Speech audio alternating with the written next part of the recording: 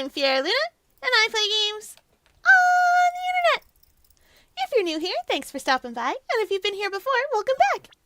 Today, we're playing Ace Attorney Investigations. It's great. I gotta turn on the lights. Oh, the aquarium lights. Wow. I spent so long turning them on. It worked really hard. I got it. I did it. There we go. Now you can see me. Now you can see me. Listen, it's not my fault. I got very excited. Do you know why? I'll show you guys on Blue Sky later. I took a picture because I was very excited. But shrimpies. I got shrimpies. They got me a whole plate of shrimpies. It's so many shrimpies. It's a shrimp ring of shrimpies. They're all in a ring. And I'm so excited. I'm so excited. They were like, you did a good job handing out candy. And you didn't even bother us for candy. You just wept because it wasn't there. And I was like, yeah. And they're like, and you gave it out to all the children. Yeah. And then you didn't really complain. And I went, yeah. I did complain, but I complained on Blue Sky, and they don't know what social medias are.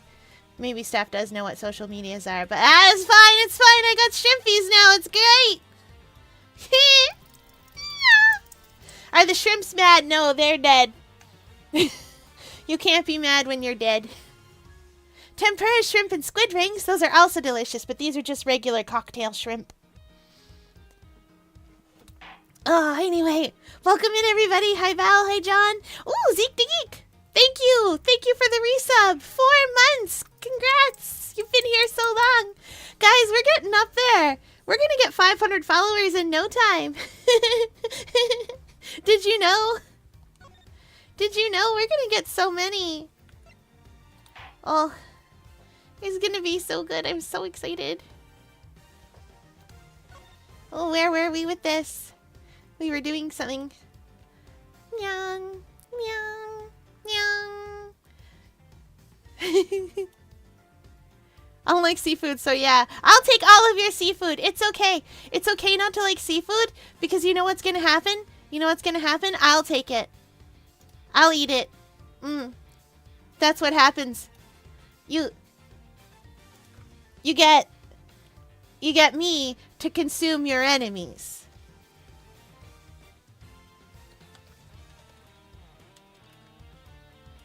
And it's great.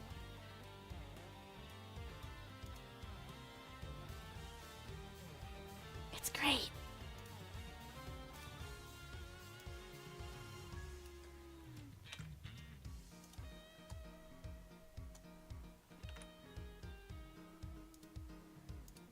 guys are gonna love it. I'm so excited to have shrimpies. I'm so excited to have shrimpies.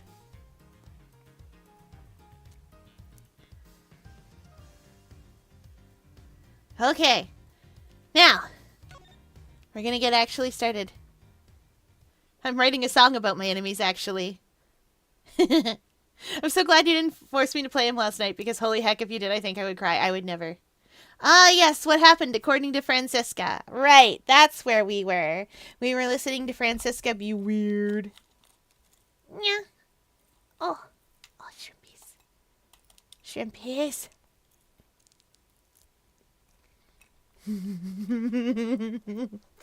Nom, nom, nom, nom, nom.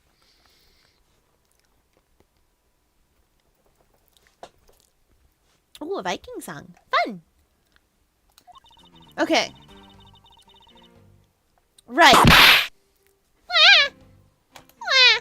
I done been bonked. Wah! Aww.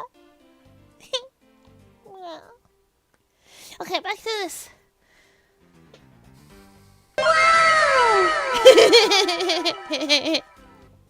I'm glad you love my sound effects. Alright, now, we were talking about the bodies falling on top of each other, and they did it wrong. They were in the wrong order. So, back to it. It was just chance that Mr. Faraday's body fell on top of Mr. Else. The two bodies fell into a pile, which indicates that they attacked each other at the same time. It really doesn't matter in the slightest, as they fell in the opposite order. I think it does. I just know that Francisca's explanation isn't absolutely correct. All I have to do is find a hole in her logic. Once I do, I can then present her with the evidence that proves the contradiction. I believe in you, Edgeworth.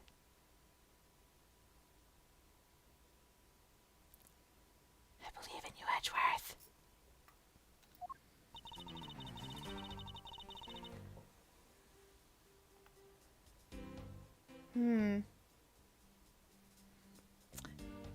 How did we...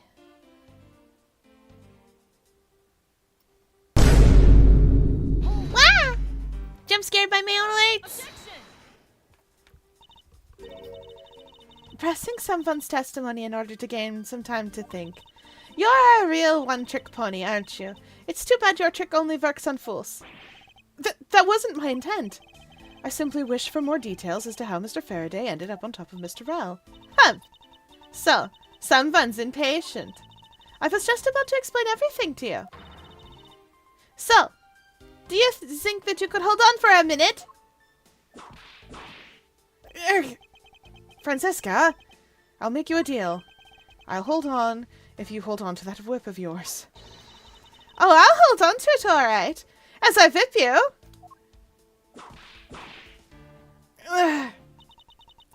Well, now that you've quieted down a bit, I'd like to continue if you don't mind.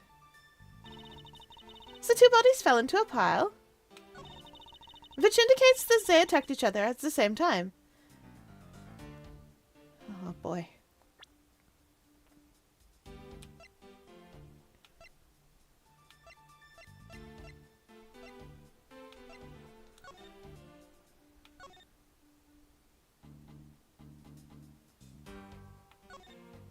Okay, no, that's not possible.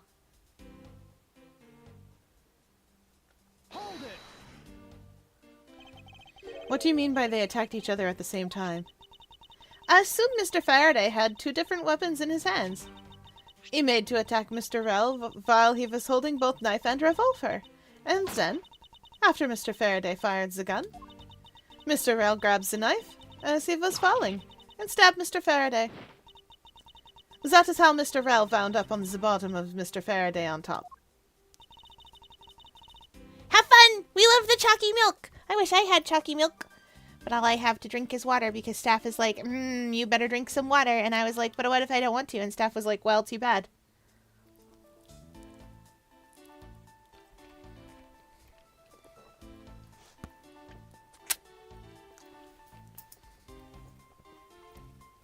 They also say I don't have bones for calcium to make stronger, but I don't think that matters because it's chalky milk.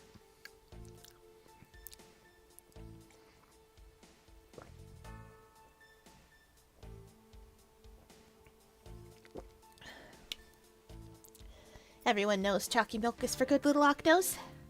I also have eggnog. I could have eggnog right now. Oh, wait, but then I'd have to get up and go get it. Staff?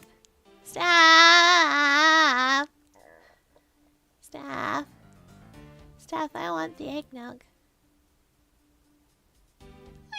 Too bad! Oh. Yeah, I know I have a shrimp ring.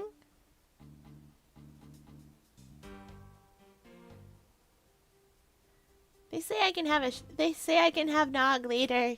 Drinking nog with fish isn't good for you. But shrimps aren't fish. Shrimps is bugs, as everyone knows. The oat milk Starbucks dark chocolate is really good in my opinion. I believe it.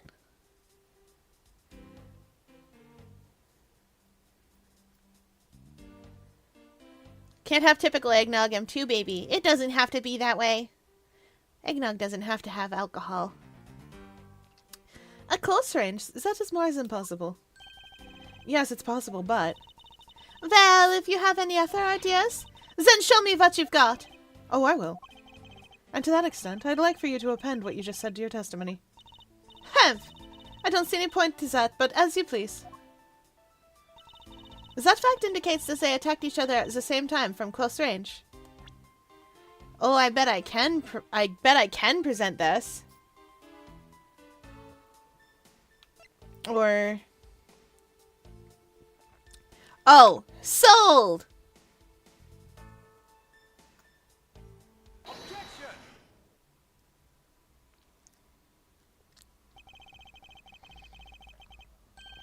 So you believe that they killed each other at close range?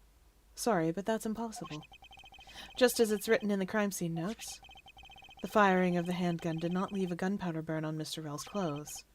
Therefore, Mr. Rell and the gun must have been separated by a distance of at least 2 or 3 yards. That's several meters. For people who measure in real measurements. Ha! Yes, this is by far the biggest contradiction. The two bodies are piled up on each other, yet the gun was fired from a distance. And with there being no chance that Mr. Rell moved that far after being shot, that leaves only one possible explanation. What a completely foolish line of foolish thought from a thoroughly foolish fool! If I'm not right, then who was it that made the first move with intent to kill, huh? Who? The person that attacked first with murderous intent? That would be... Wait, what if it's neither? What if it's neither? I think it's neither. Here in this room, contradictions appear no matter which man we claim attacked first. Thus, there can be only one explanation. There was a third person here! Wah! It was that third person who killed both Mr. Faraday and Mr. Rell, and set their bodies up to make it look like a murder. That third person is the real culprit. Whee! Hold it! Do you like hot chocolate better made with milk or water? Cream! If I can't have cream, then milk. Hot chocolate made with water never comes out quite right. And I will take... The thing is, you can make a lot of hot chocolate with water, but I will take less hot chocolate to have it made with cream.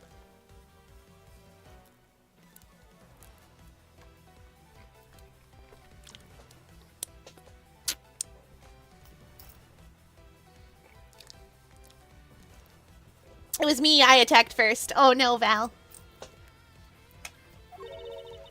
Miles Edgeworth. There's just one thing you're missing. Evidence, correct? Exactly. Everything you've said up until now is nothing but a story played out in your head. However, this is where the real test begins. Can you prove that there was a third person involved with this crime? Of course. If a third person was truly here, that fact would resolve the glaring contradiction. The proof that this has all been a setup made to look like they killed each other. I'll present it, and lay bare the final piece of the puzzle that is not yet in place. What piece of evidence proves there was a third person involved? Oh boy.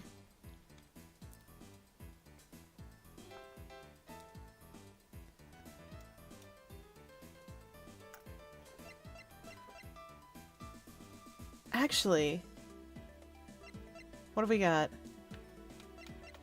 Have we got anything else? Okay, well, let's narrow it down. It's not my badge. It's not the KG-8.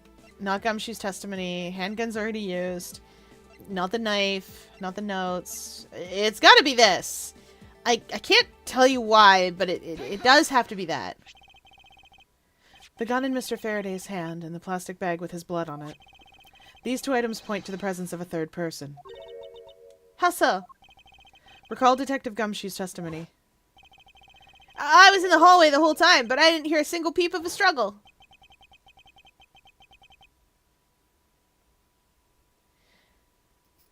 What's funny is my girlfriend prefers it with water, but milk makes it taste better and smoother in my opinion. That's why I like it with cream. When I make hot chocolate, what I do is I take a few squares of Baker's semi-sweet chocolate. I melt them down in a double boiler and then melt them into the cream. And sometimes I'll add a little bit of sugar and a little bit of Nilla. Just cause. And aquarium staff's like, that is entirely too much work and too decadent. There is powder in the can. And I'm like, no, I don't want it. And they go, you really want to do this? And I go, yeah. And then they let me have real whipped cream on it.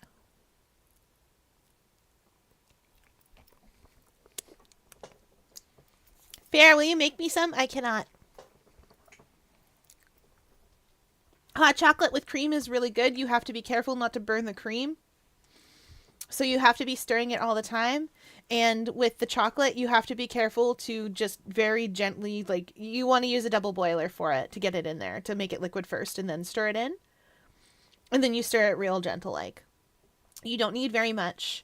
A single little square of Baker's chocolate, or two, depending on how chocolatey you want it, to a cup of cream will work.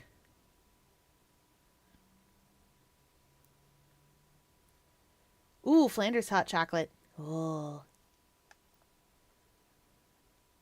If there wasn't a struggle in this room, then there shouldn't be any plastic bags on the ground, meaning that someone else must have deliberately scattered them around. Do you not see the possibility in this? Disregarding the gun for a moment. There's a high probability of blood splatter when a knife is used on a person. If the culprit held the knife with a plastic bag around it, they could use the bag to catch any blood splatter from when they withdrew the knife. Then, by spreading a few more plastic bags around, mixing the bloody one in with them, and arranging the room to make it look like there was a struggle between the two, they were able to conceal their presence. Ah!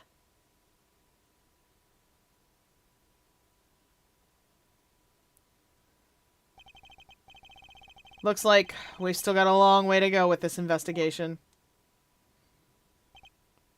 Yes. Objection.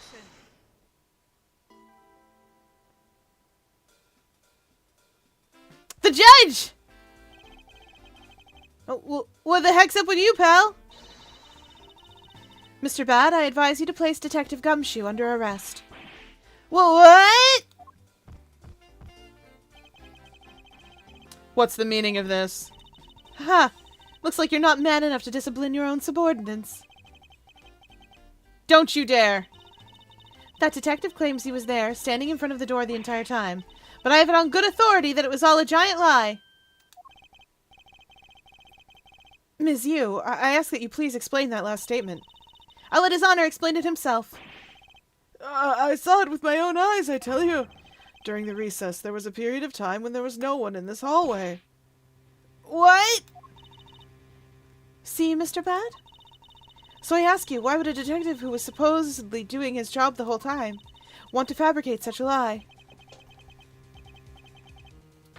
Gumshoe, did you kill Faraday? No! Of course not, sir! It would appear as the one who sets this whole crime scene up is that detective, which basically renders his testimony a complete lie and wholly invalid. It looks like your perfect logic has just come tumbling down, Miles. I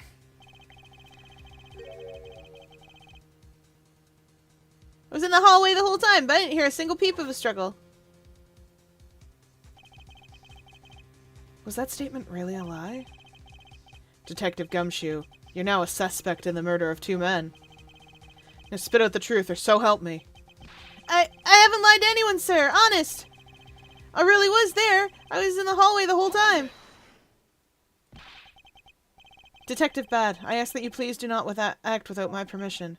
After all, I'm the one that is heading up this investigation, am I not? Don't talk like you know what's going on, boy. More Guild Wars 2? Potentially. We'll see. I am trying to think of what I'm going to record on Wednesday anyways. The 7th is a Wednesday, right? Thursday anyways. Also, for those of you wondering, I finished Monster Sanctuary. I did it. I'm done. I did it. I am so good at video games. I finished Monster Sanctuary again.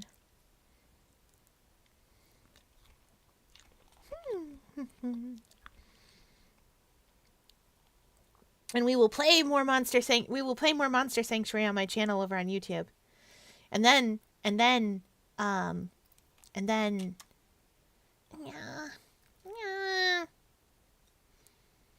Shrimps. Yeah.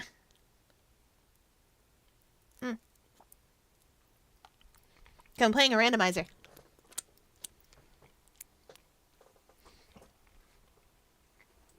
So now I have 2 days that I have to figure a game out for, and I don't know what I want to play yet. We'll see. Maybe Crash Bandicoot. I like Crash. Been a long time. Don't talk like you know what's going on, boy. I do love Sly Cooper, but I don't know if I have access to it. That's the problem. I have access to the Xbox library, and I have access to a bunch of games from the Switch, of course. But PlayStation is one that I have very little access to. Oops. All I want is for this investigation to run perfectly. Perfection is the only wish of a disciple of Von Karma, after all.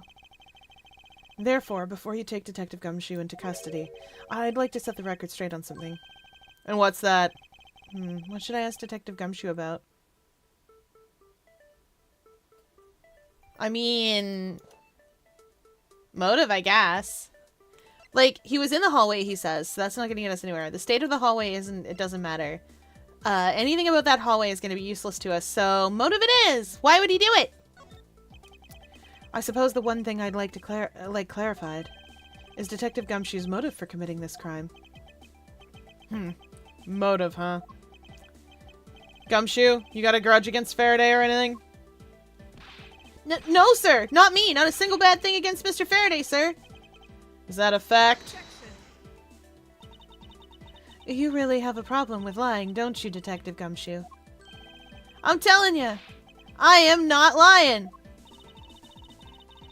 The more unnatural you act, the more suspicious you become, you know? If you want a motive, Edgeworth, I have one for you right here. Could you please share it with us? However, be forewarned that I won't hesitate to object to flights of fancy, because all I'm interested in is the perfect explanation. Oh, you're serious, aren't you? Fine. You amuse me, so I'll humor you with a little courtroom practice.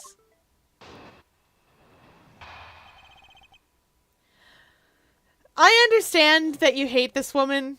Callisto U is a moment. Ooh, Fritos Honey BBQ. I don't like sweet BBQ. So you are welcome to all of them. I will consume all the sea animals. All the fishes.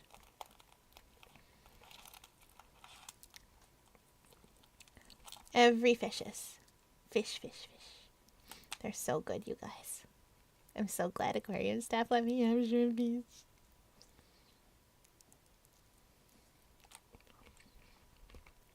And it's a ring of shrimpies, so I just reach around the ring. And there's a shrimpy under my tentacles. And it's perfect. And I just pull them in by their little shrimpy tails. Mm.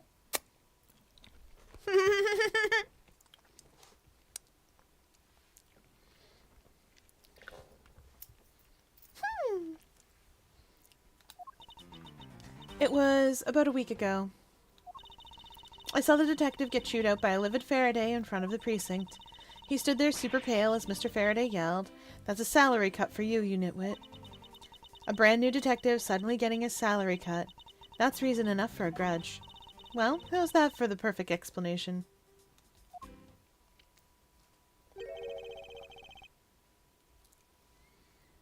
You totally misunderstand me, pal. No matter how mad I get, I could never hold a grudge. Quiet. We can't trust anything you say. Sir. There's nothing wrong with the motive she proposed per se, but there are some gaps in her logic that need to be filled in. Ms. Yu's perfect explanation may not be so perfect at all.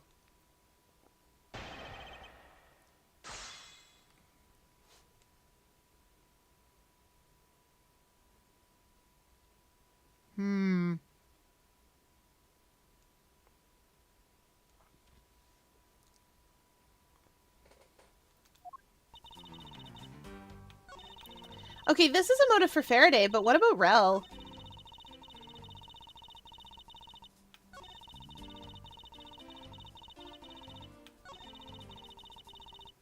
Hold it!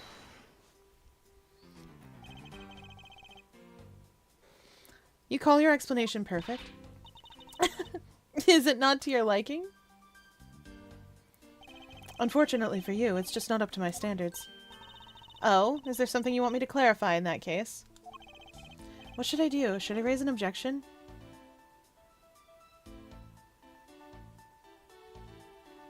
Yeah.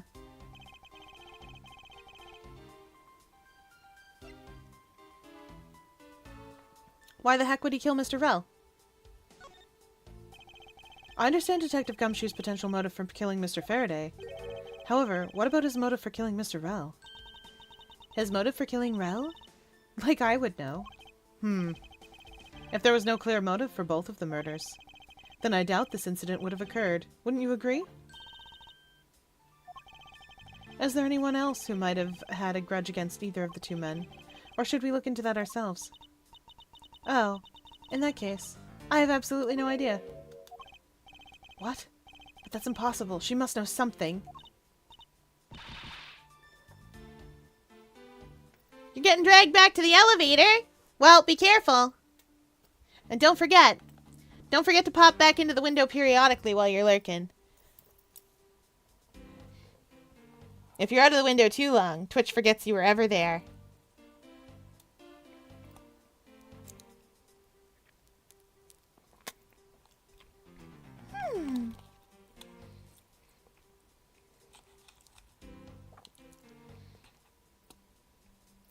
Wow, shrimpies.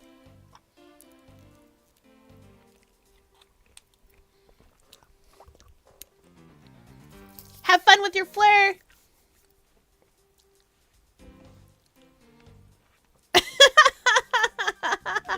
Wait, can you please not glare at me like that? It makes me laugh. I didn't even do anything. And you're already laughing away. Well, anyway, the way I see it, as long as he had a motive to kill one of the two, this crime would have played out the way it did anyway. Oh? Would you care to explain your logic? And this time, please try to provide a truly perfect explanation. Perfect this, perfect that. Stop being so uptight, or is that a requisite trait for being a Von Karma? Miles Edgeworth, I demand you shut this rude woman up. I wish you'd both be quiet for just 1 second. Ahem. Oh well, I guess I'll just have to explain it to you kids. What are you having to eat and drink tonight? Tonight there's shrimpies. There's a whole shrimp ring. It's munch, munch, munch all the way around. It's great. I love them. They're good shrimpies. Oh, yum, yum, yum. Maybe I could have left it for tomorrow. But then again, I could have shrimpies right now. I love shrimpies.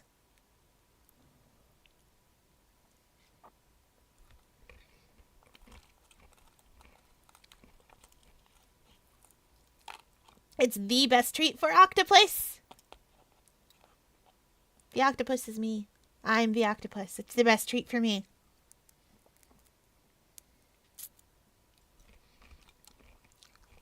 Don't listen to aquarium staff if they tell you otherwise.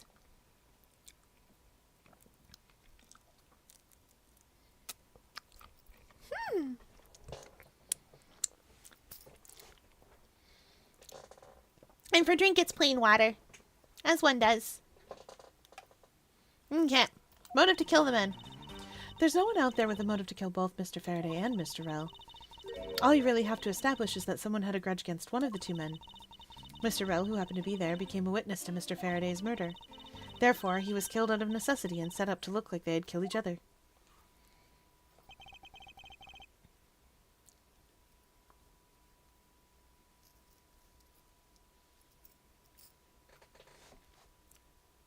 I wonder if that's really true. Is there no one out there with a grudge against both men? Dad, there is someone. I should take another hard look at the evidence for this morning's case. The second KG-8 incident, as people are calling it, involving an embassy staff member, and the two men who wound up as suspects in that case. Is there someone else I'm overlooking who is somehow related to them? In the word of Fluffy, I don't want to die sore tomorrow. I want to die full. Yeah! I want to die full of food. Tasty food. Tasty shrimps. Munch, munch, munch. There's so many of them. I'm going to be so fancy. I don't think that's true, and I think I can prove it. They gave me Manny Cochin, right?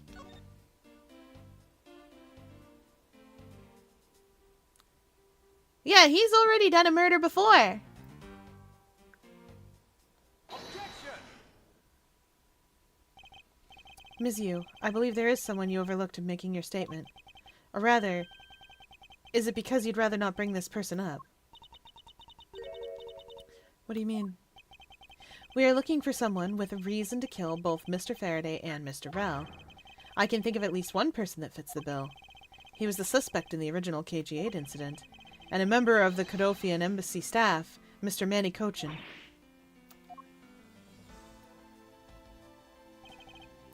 That's right, the very man who came to visit you earlier out in the hallway. The man who killed a member of the Kodofian embassy staff, Mr. Rell, and the man who was the lead prosecutor of the KG-9-8 incident, Mr. Faraday. Are you telling me that Mr. Cochin has no reason at all to kill both of these men? Well, I suppose he might have a reason or two. You covered for me, pal! Maybe you're not such a bad guy after all. Don't get ahead of yourself. You're still a suspect, make no mistake about that. The perfect evidence, the perfect testimony. These are the only things I wish to hold. But I didn't do it! You'll stay under my authority and go investigate Mr. Manny Cochin for me. And remember, I will not be very forgiving should any of this leak out. You want to investigate Cochin? You'd just be wasting your time. And why's that? Cochin was up in the viewing gallery, watching the trial. Or so I was told. Every cop in this place has been keeping an eye on the guy since he arrived. Since the only real suspect we have is still Detective Gumshoe. I suppose so. No way. Come on, Detective Bad. You gotta believe me, sir. I really was in that hallway the whole time, sir. I never took a single step into this room, sir. Okay. Then are you saying there was someone else who passed through the hallway? No, there was no one else, sir. Then why should I believe you didn't do it? That is one incredibly foolish detective. Standing right in front of a crime scene all by himself. It's as good as a confession of guilt. I have to admit it's a bit strange. Most criminals will fabricate some sort of lie to escape their crimes. And if that detective really wanted to prove that he is innocent, you'd think he would at the very least offer up a "I spaced out while on duty" or the like. Come on, Gumshoe. Time for your interrogation.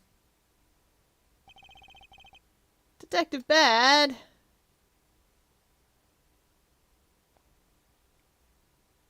Somebody yell, wait. Miles Edgeworth. I will go on ahead and report this to Papa. Oh, and that, as they say, is that. Right, everyone? Oh. Well, I suppose we should both be getting back to our real jobs now, huh? Before we do, Miss Yu, there's something I'd like to speak with you about. What is it?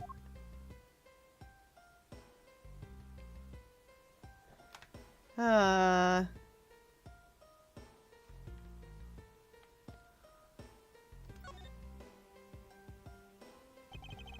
have set these two men up to make it look like they killed each other.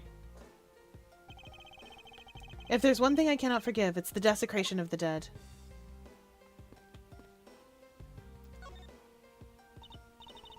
So, what did you want to ask me about?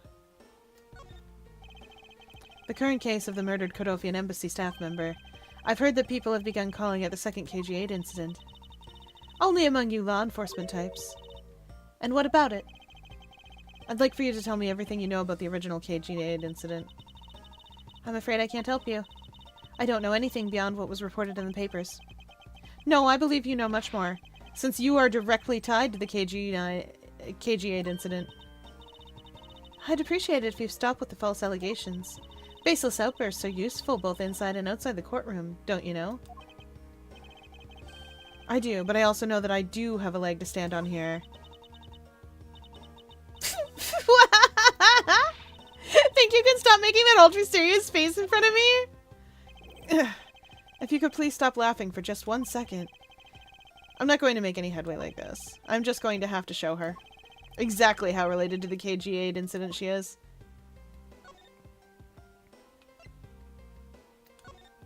Alright. Let's present CCU. Miss Yu, I believe that I have proof of your connection to the KG-8 incident. That file is your proof? Very well, then. Why don't you tell me exactly how I'm related to the KG-8 incident? Through the victim. Your connection to the KG incident is through the victim. The victim's name is CCU. You will note that she has the same last name as you. Can you really tell me with a straight face that you are not related to this case? Sorry, but we're not related. What? Just kidding. You asked that question with such a serious look on your face that I couldn't help but... Ms. Yu, I ask that you please tell me the truth. All right. I'll tell you everything I know. Ooh, we're getting serious music, you guys. The serious music. As you guessed, the one who reported the smuggling activities was the Amano group, was my sister, CCU. As I thought. And she was killed right before she was to testify at the impending trial by Manny Cochin. But because he was tried once and was acquitted, he gets to live out the rest of his cushy life completely carefree. All because of a lack of evidence. No, I heard that the evidence to convict him did exist. What? I heard it from Mr. Faraday himself after Mr. Cochin's trial was over. Apparently a man in black made off with the most important piece of evidence. Then the evidence has been tampered with? Isn't it just like a criminal to do something like that? The smuggling ring being run out of the Amano group by one of its secretaries. They bailed Mr. Cochin out. Turns out they were in league with each other all along. How big was that smuggling ring? Was it a large operation? I don't really know. Which is why I wanted to become the lead defense. On this case that people are calling the second KG-8 incident. But I haven't learned anything new at all. I was probably expecting too much, I know. You mean you think this case has nothing to do with the smuggling ring? I don't know what to think.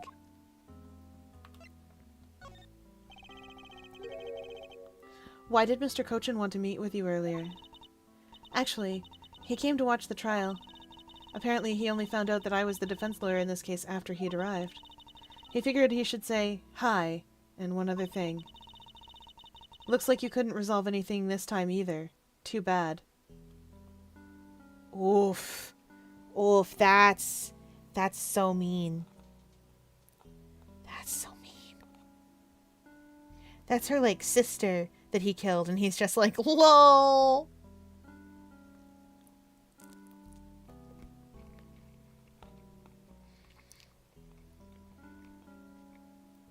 But if that's the case, then why would she cover for him?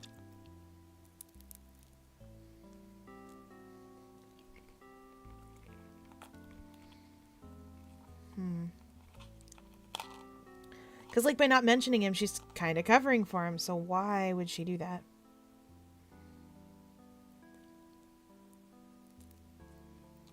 Am I thinking about this to give myself time to eat shrimpies? Absolutely.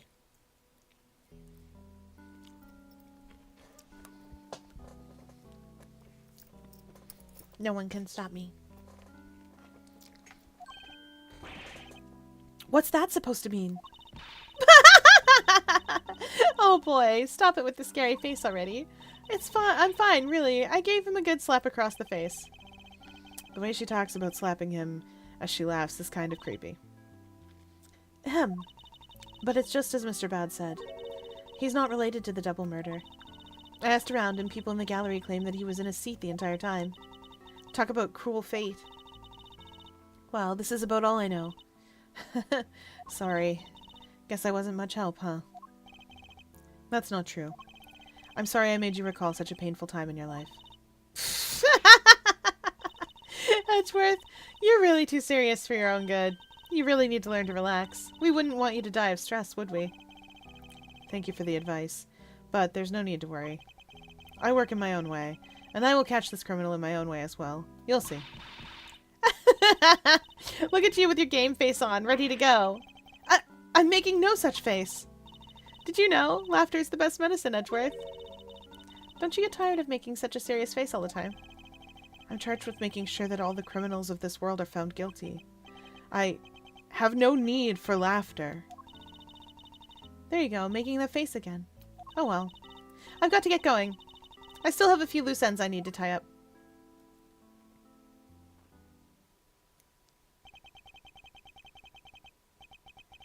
The KG-8 incident and this murder investigation. It's my belief that these two cases are related to each other somehow. Plus that detective, Detective Gumshoe. It's obvious he's lying, even though the lie is hurting his chances. Clearly this case is far from over. But whether or not that detective is the murderer can only be determined once I've completed my perfect investigation. Mr. Von Karma, I swear to uphold your honorable name, or my name isn't Miles Edgeworth. This is Edgeworth's first case, his very first one.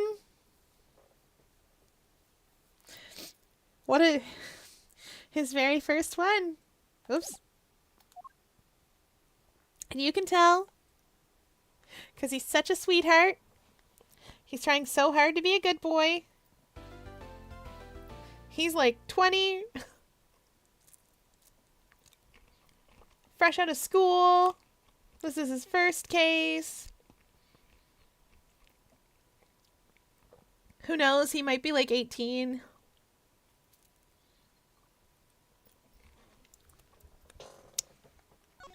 Yes, we will absolutely save our progress. He is using amazing logic. Why is that cop still saluting in the background? That's his idle animation. That's what he does. He's forensics.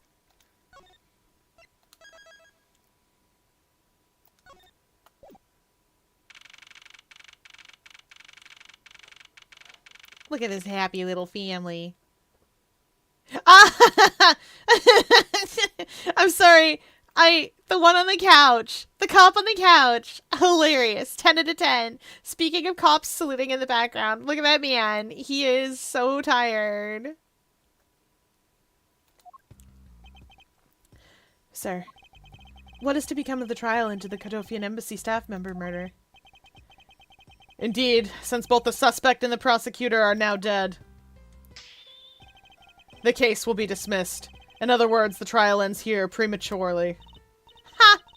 Looks like you'll have to wait just a bit longer for your big debut. I suppose it can't be helped. The evidence for this trial will be transferred to you in a little while. Sir, what do you think about the murder of the Cadofian Embassy staff member and the murders of Mr. Faraday and Mr. Rell? What an outrageous circus it has all become. That Faraday brought it all upon himself with his naivete. An outrageous circus? Right, sir. I grow weary of this topic. Edgeworth, I will have you assigned to a different case. Papa, you'll come and watch my courtroom debut next, won't you? I'll consider it. Sir, if I may, please allow me to continue with my investigation. Whatever for. I know that there is already a suspect in the murder of Mr. Faraday and Mr. Rell. However, there's not enough evidence to prove that it was he who committed the crime. I'd like to continue investigating in order to find the perfect proof of his guilt. The perfect proof? Don't make me laugh. A worthless person like you has no right to claim such a thing as perfection. Papa? Who do you think is the real culprit behind these murders? Miles and I, they're competing to see who can find the real killer first. Plus, being able to investigate a real crime scene is a really rare opportunity. It would give us some real-life experience, wouldn't you agree? Humph. If you want to investigate this case that much, then do as you wish. Then you're allowing us to continue? In court, your top priority is to win, and a solid investigation is one of the keys to winning. We have to make sure you become recognized as a first-rate prosecutor, don't we? It wouldn't be very interesting otherwise. I can see the family resemblance in their cravats. Yes! Edgeworth's not even related to these people he's adopted in, but the cravat is how you know. Oh, apparently it's not called a cravat. Apparently the neck thing that he's wearing has a different name that starts with like a J or something. I forget what it's called, but that's a thing. I'm returning home now. Edgeworth, Francisca, see to it that I'm not disturbed, save for the results of your competition. Yes, sir. Of course, Papa. I love that Francisca's just here like, no, I want to compete more than I'm mad at Edgeworth. We're best friends.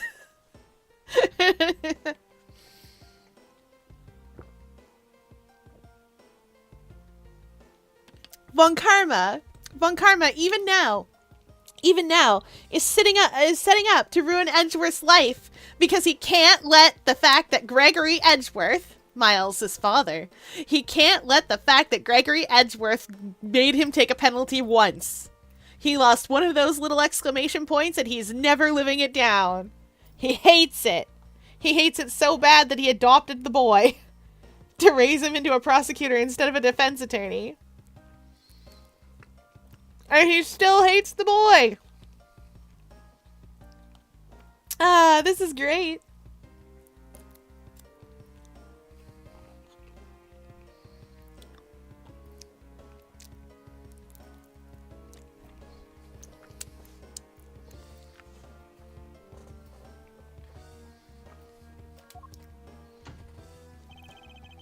Francisca, thank you.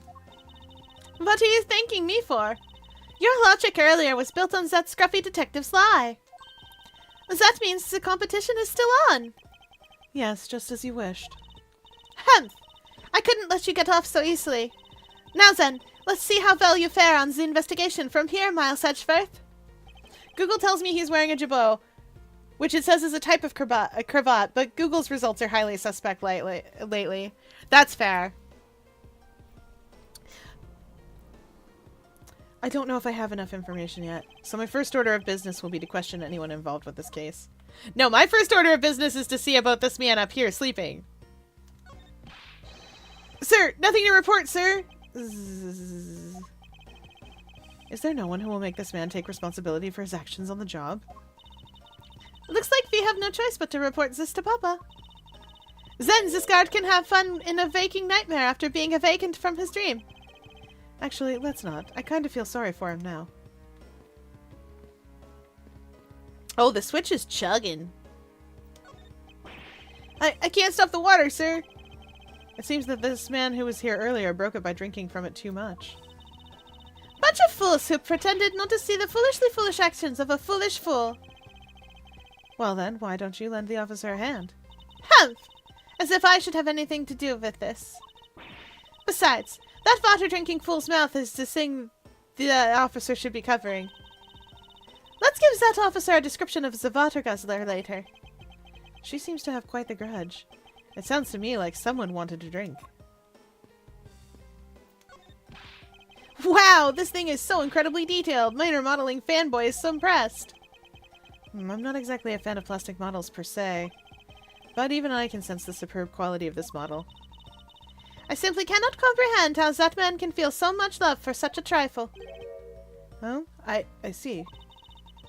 You are a disciple of my father, so you would do well to guard yourself against an interest in such unproductive things.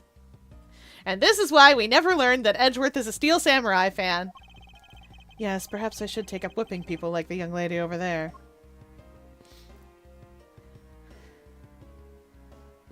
But he is a huge Steel Samurai nerd. Miss you? Oh, it's you, Edgeworth. And who are you? Wait, you were the crime scene just now, weren't you? You should be disbarred for not knowing who I am. I am Franziska von Karma, and I am about to become the successor to the family name. About to? I guess that means that for now, you're still just another kid. In which case, it's only natural that I didn't know who you are. Why are you whipping me?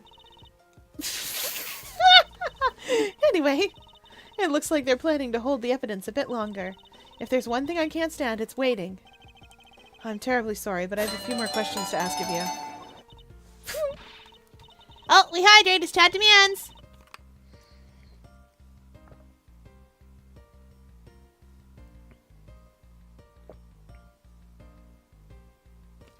Apparently we needed a lot of hydrating. I'm scared. And a big stretch. Big stretch.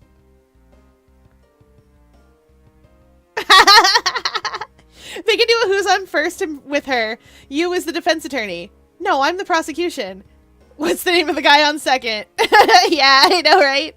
That's already happened where I was pronouncing you and talking about, like, Edgeworth was talking to her saying about her sister, CCU. So he's talking like, oh, you died. You died in the Kodofian embassy and you have nothing to say about it? And like, it's perfect. Alright. Big stretch. My mod's out here jump scaring me with big stretches, even though I know that they're doing something completely different right now. I bet my mod is inside an elevator pretending to be a cartoon. We'll start with shoulder presses. 1, 2, 3, 4, 5, 6, 7, 8, 9, 10. Whew.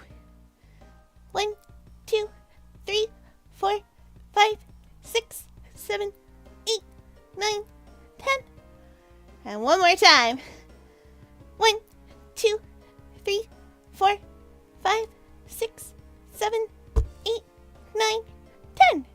We did it. We did it, chat. Chat's gonna make me strong enough to lift the top off my tank. And then you'll see. You'll all see. I'll get back to the ocean. I won't have aquarium staff to help me, but I'll get back to the ocean. And they'll be like, what are you doing here? And I'll be like, I got back to the ocean. I'm trying so hard. I'm gonna get so strong. And they're gonna be like, where did the octopus go? And I'm gonna be like, bye!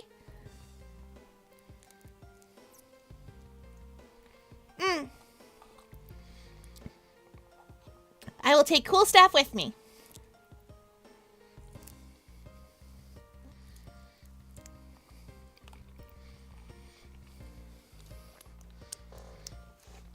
Cool staff and her partner in staffing who thinks that I am cute.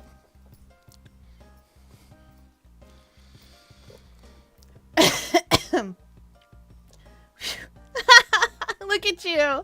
Eyebrows scrunched with lines on your forehead. And that to ask of you. What exactly is so funny? Sorry. I'm just bad at dealing with a super serious atmosphere. Apparently, they failed to teach you proper behavior at a crime scene in law school. I feel much better now. So, what is it you want to talk about? I'd like to inquire as to where you were at the time of the murder. We were in defendant lobby number 1 the whole time, up until we heard the gunshot. And by we, I mean Mr. Bad. If you don't believe me, feel free to ask him yourself. You were with Detective Bad. Why? What is it that you want to talk about? Exactly. Chat knows what I'm about. We just had a little something to discuss, that's all. Alright, tell us about Detective Bad. So, I take it that you're the acquaintances with Detective Bad? Yeah, he was the detective in charge of the KG-8 incident. Detective Bad is also related to that incident? That's right. He was the one who was supposed to protect my sister, Cece. But you know how that turned out, don't you, Edgeworth? Miles Edgeworth! I have no idea what you two are talking about. I've heard of the KG-8 incident from my papa. But how does that case relate to you, Mrs. Yu? The victim of the case, CCU, was my little sister. You're making that super serious face again. I'm fine, really. I just make it a point to rub some more salt in his wounded pride every time I see him. The way she talks about doing that as she laughs is kind of creepy. Oh, speaking of Mr. Bad, he and Mr. Faraday, I'd say they met up just about every single time the Yatagarasu made a move. It was practically a given that the two would meet up at every one of the crime scenes. I see. He did mention that he was in charge of the Yatagarasu investigation earlier. Maybe I should ask her what she knows about the Yatagarasu in more detail.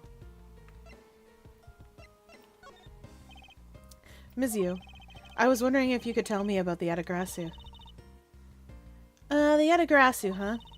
I don't really know much about that character myself, but I do get a lot of consultation requests from companies to defend them. Requests from companies? The Yatagarasu isn't some petty thief out for money, you know. Humph. All right, son. Perhaps the Yatagarasu is in the business of stealing people's lives? You're not very funny or witty, are you, little Ms. Von Karma? Francisca, be careful about who you whip. Choose carefully, or we may be sued by... There, I choose carefully, just like you wanted.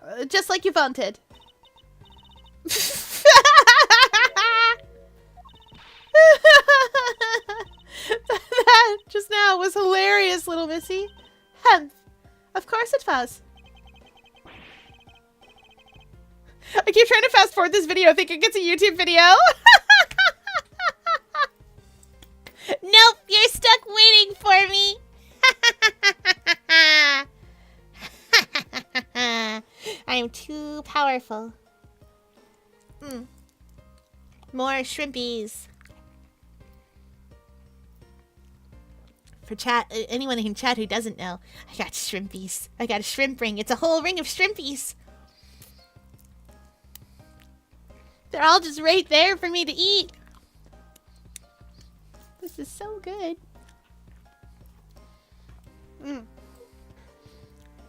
What is wrong with these two women?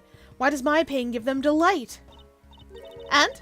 So in the end, what is the Yatagarasu? I have to say, I had never even heard of this thief when I was in Germany. The Yatagarasu deals in information, namely in digging out dirt about backroom dealings and the likes of companies. The Yatagarasu is a vigilante who steals such info and makes that public for all to see. Humph! Vigilante or not, this person sounds like just another criminal to me. I suppose you could put it that way too. But either way, I get a lot more clients now thanks to that thief. Sounds like Miss Yu is profiting nicely. You claim that at the time of the murder you were with Detective Bad. But don't you lawyers usually discuss the trial with your clients during your recess? We do, and that's what I was planning to do. But Mr. Faraday was being rather threatening, and he dragged Mr. Rull away. After that, Mr. Bad came into lobby number 1, so we just stayed there and talked. And what did you talk with Detective Bad about? Nothing interesting. Just insulted him some. Talked about how the trial was going, and then I insulted him some more. Bloody... When she's not laughing, her mouth seemingly spews nothing but insults. Anyway, Mr. Bad and I were in defendant lobby number 1 when the murders occurred, so I really can't tell you anything about the hallway or lobby number 2. I see.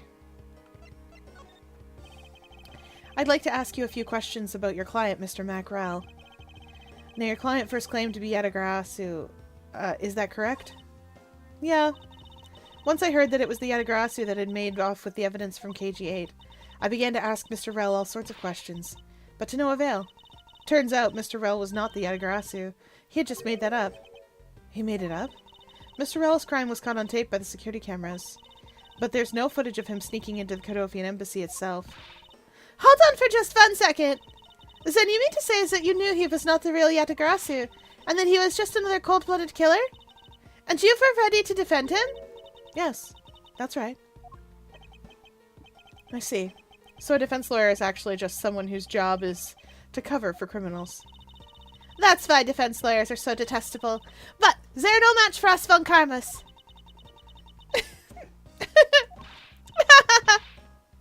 I don't believe it. You're serious.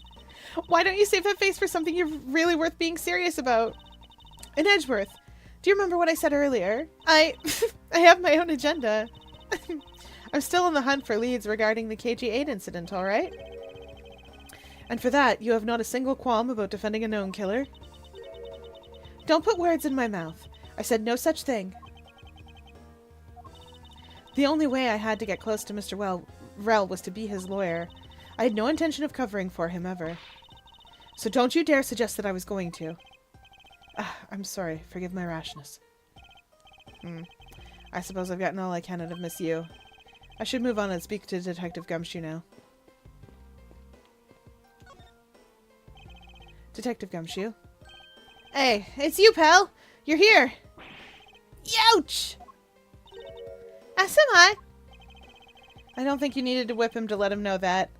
Nah, whipping people's just how Francisca says hello. I'm surprised I haven't seen one single Val comment demanding to take those whips. But, you know. Munch, munch, munch.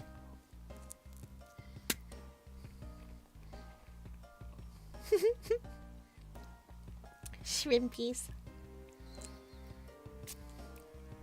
I know what you're thinking. Are you going to eat all those shrimpies? And the answer is yes. I'm going to be more shrimp than octopus.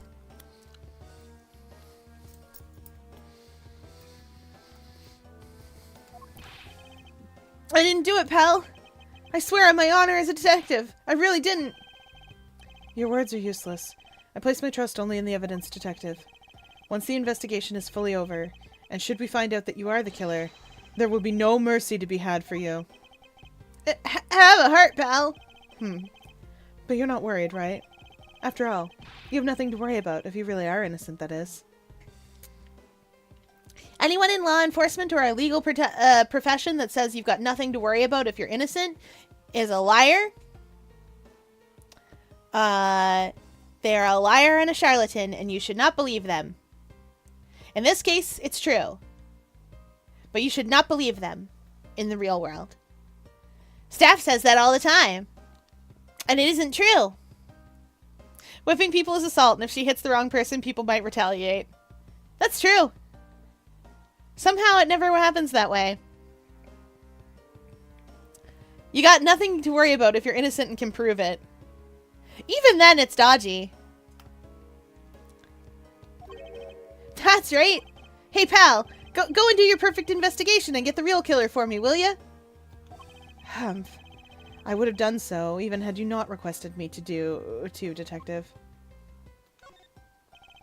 So you and Mr. Faraday had a small meeting last week, did you? And what exactly did you do to make him so angry? I just asked Detective Bad the same thing myself, pal. Turns out he was mad at me because on my very first day as a detective, I reported in at my usual post instead of the Criminal Affairs Department. By the time I got down to Criminal Affairs, I was really, really late. And that's when he gave me that huge speech. I remember doing the exact same thing for elementary school. On the first day of school every year, I'd always wind up going to my old classroom. How pathetic for the detective to be comparable to a mere schoolchild. You claim to be standing guard in front of the door to lobby number 2 during the recess. However, when did you receive the order to do so, and from whom? Earlier, around 3:20, and from Detective Bad, pal. Today's trial took a really crazy turn, so I was told to make sure nothing happened to Mr. Faraday. And yet something did happen to him, correct?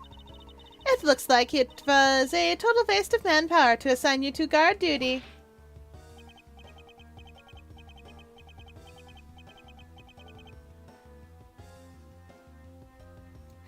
I like that most of the characters running around here are, like, dressed very normally. Like, the protag of the mainline games wears a blue suit.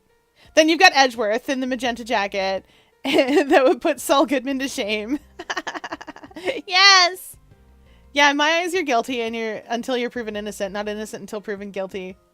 Nah, people are innocent until they're proven guilty. That's how I like to operate. And that's because I would rather that somebody guilty get off the hook for some reason or other than an innocent person be mistaken for guilty. That's so much worse for me. Well, it's because Edgeworth is a prosecutor, and prosecutors are always super flamboyant. That he's got, like, this obnoxious jacket. Like, he looks like he should be asking... He looks like he should be asking a woman in a southern courtroom to tell us about car engines and makes and models and stuff.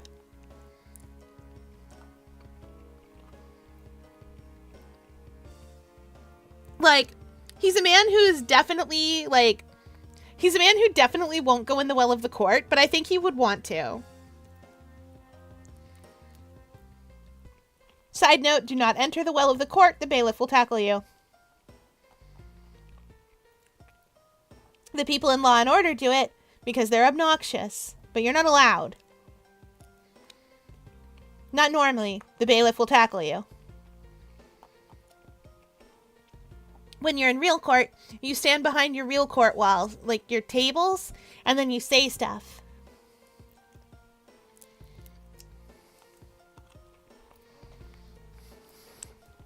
The well of the court. Okay, yes, I can explain. Someone's been watching Legal Eagle. True facts. So,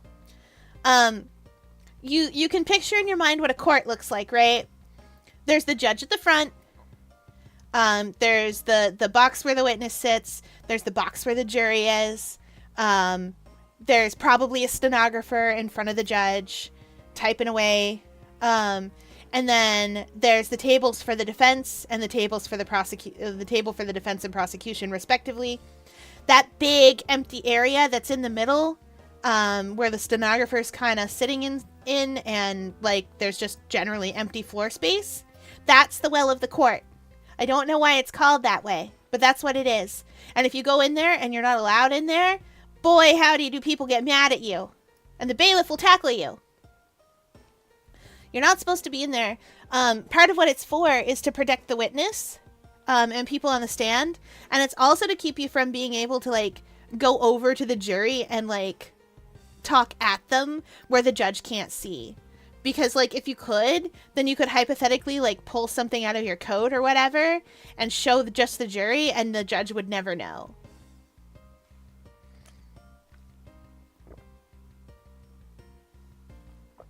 And there's a whole list of reasons why you're not allowed in the well of the court.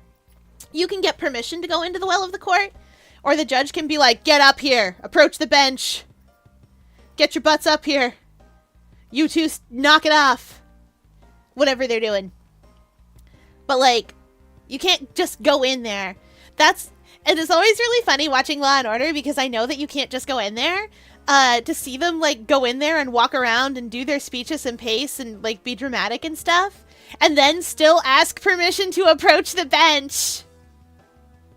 It's the funniest thing. One does not simply walk into the well. Exactly. You do not walk into the well of the court. You would have more of a chance walking into Mordor.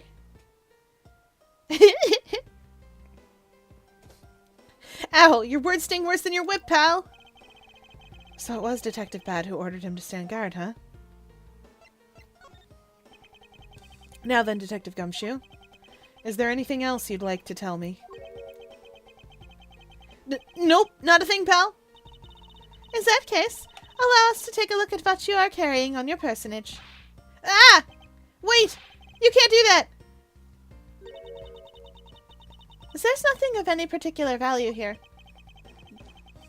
Well, my handcuffs and my badge were confiscated by Detective Bad, so you know. Welcome in, Raymond. We are going through this case still. We are investigating the murder of Mr. Prosecutor Faraday, whose name I forgot, and Mackerel, who's really less of a mackerel and more of a red herring.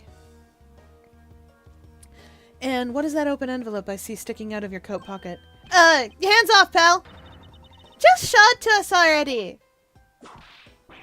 Yo! Annual bonus check within. $5 total. Except there is no check inside. You've had your look, now give it back, pal. It's my first bonus as a brand new detective. I just got it and cashed it today. I had literally no cash on me up until I did, you know? So that envelope is really special to me. Now give it back. You don't need rubbish like this. Don't worry, we'll throw it away for you later. How could you?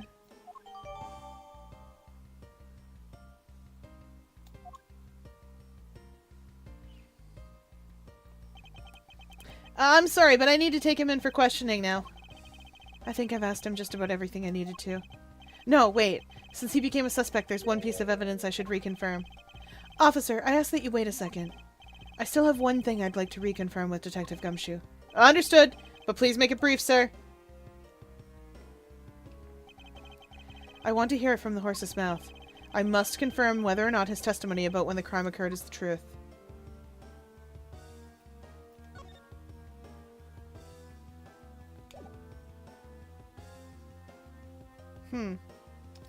I know, right? He has a hard time. Are we presenting something?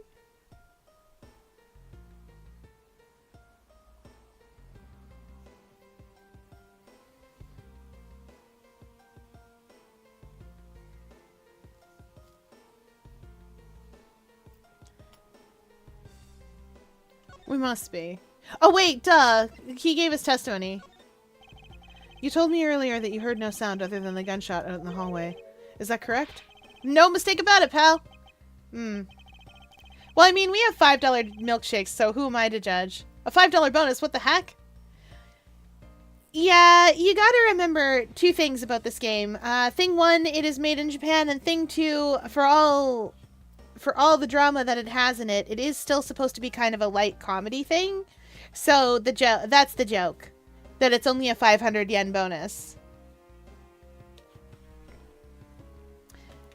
It would be... It's funnier... It's like almost worse to get such a low one than none, you know?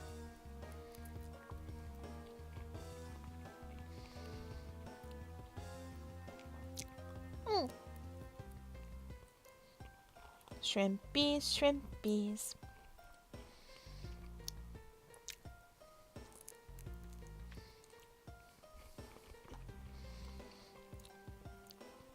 Guys, you'll never guess what, but something's happening to all these shrimpies. You'll never know.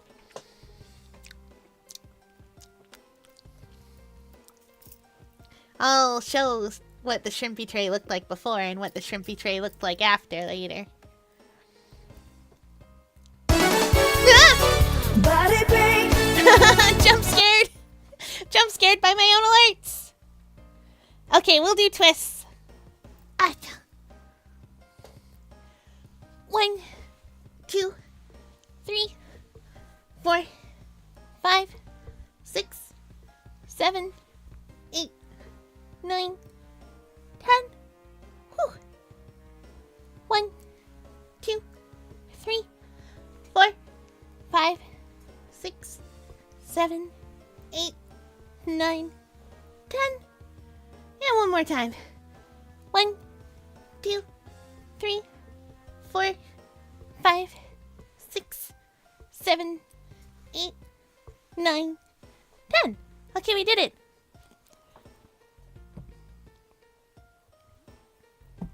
I also like how Regal Edgeworth looks. He's very fancy. Thank you for the body break, chat. He is very fancy indeed.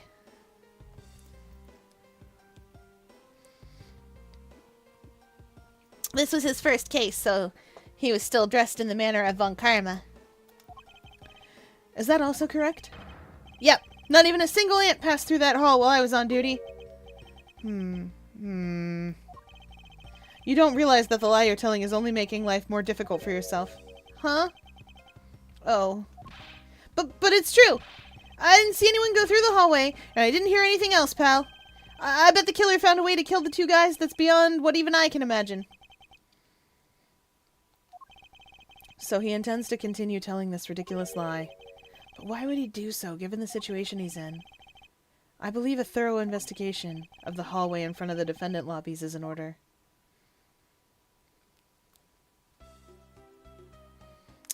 Okay.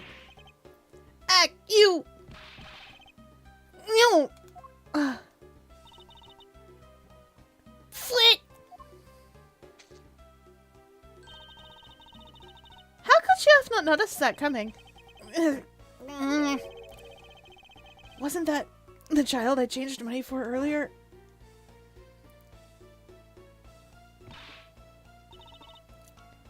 Thanks. That's exactly what I needed. Kids can sometimes be so cruel. It looks like she dropped something. Swiss roll dropped by the mysterious young girl. Says courthouse special on it. Maybe we should arrest the girl? She might turn out to be a valuable lead. I believe some sort of punishment may need to be dealt the next time we meet. I believe I've asked all I need to of this man. Now for Detective Bad and the judge. We have to confirm who is correct. The judge or Scruffface, right? I suppose we should inspect the hallway in front of Lobby 2 next, then. I suppose so. Shall we head on over, Francisca?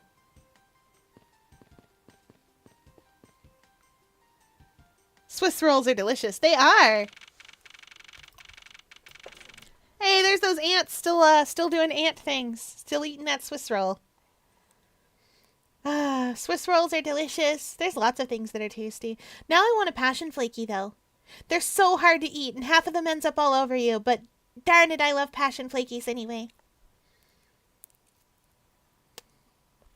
I want a passion flaky and an au caramel. And maybe even a Joe Louis or a Loon Moon. Okay, technically they are called half moons, but no one ever reads them that way. They're called Loon Moons because they have the French and the English on top of each other and the half next door to those things.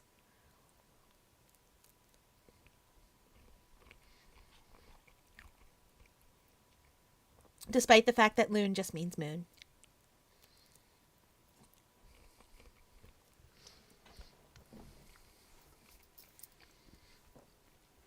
That kid is rude. A loon moon? It's Lune. Moon is still spelled like moon, though. Because loon is French for moon. So, did you see anything else? No, I don't think so. I see. Well, thanks for your cooperation.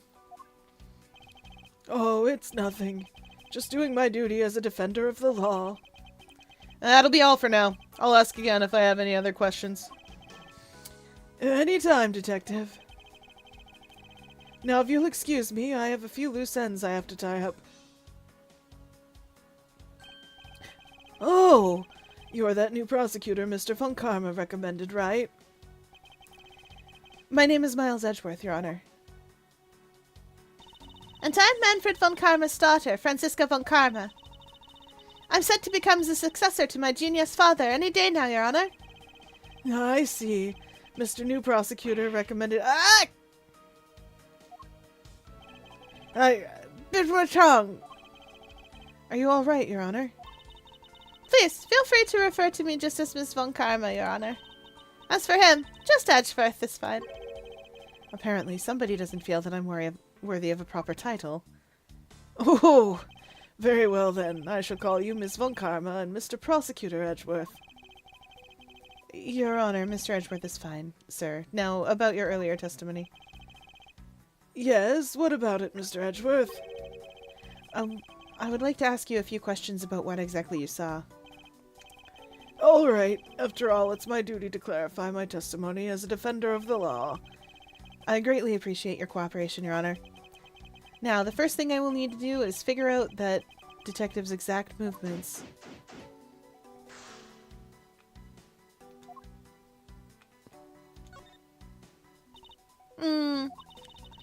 It would appear as if this vending machine sells snacks and various other foods. Just lovely. What will they think of next? Don't be a jerk in court like these beef jerks. One packet for $9. Defendant's fresh milk, 1/2 pint for $7. Stay neutral as dismissed you until the end with these, for $6. They're awfully overpriced. The lineup is simply awful, period. Speaking of snacks, I wonder if that Swiss roll the little girl dropped is from this machine. I was wondering about that myself. I would imagine the judge would wear a longer robe than what he has. Depends on where you are.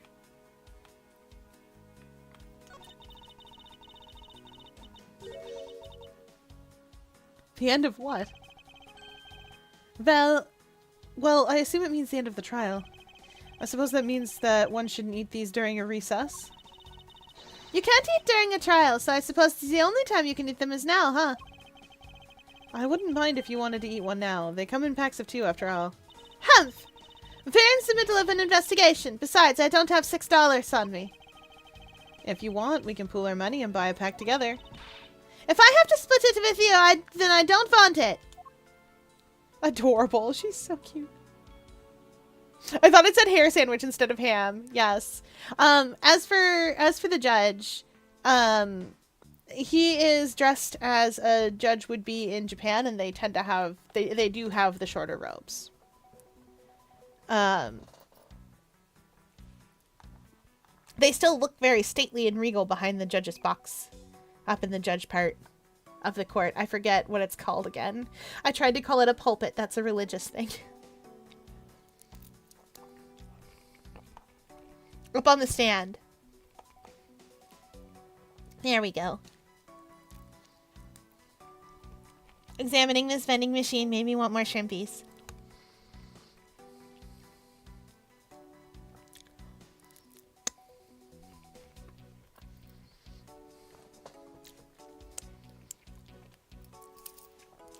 That's true. The short robes have the advantage of not dragging through the mud.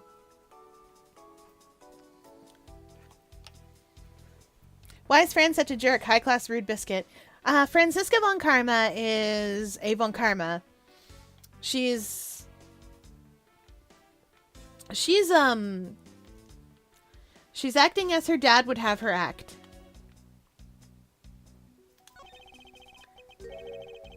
Defendant's fresh milk. What exactly is that supposed to mean? I bet it means that the milk is freshly milked by various defendants on trial right now. No, I think it mean that this was milked right here for the various defendants. Miles Edgeworth, you can't possibly be serious. Of course not.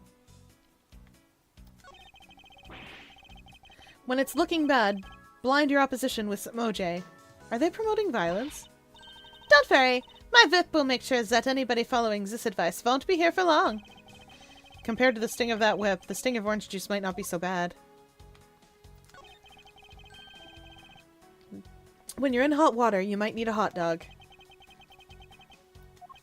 It looks like this slogan was decided through a public contest. And the winner was Prosecutor Winston Payne? Humph! What a pathetic slogan. No presents at all. Now, if it was up to me, it would read, "If you leave matters in Von Karma's hands, everyone in court will be found guilty dogs." Overruled! Don't be a jerk in court like these beef jerks. I see. Miles Edgeworth, wouldn't you agree it's a very clever pun? Do you really think they put that much effort into the product name? Even a foolish fool could understand the foolish thinking of the fool who made it up. You're acting so foolishly that I got thoroughly mad, and now I'm utterly famished. If you wanted a pack of these, all you had to do was ask like a normal person. Don't let the prosecution and the defense make a ham sandwich out of you. Sounds like it's directed at that ham of a judge. Well, it certainly isn't directed at me. I can outmaneuver him any day. Anything else here that I need to examine?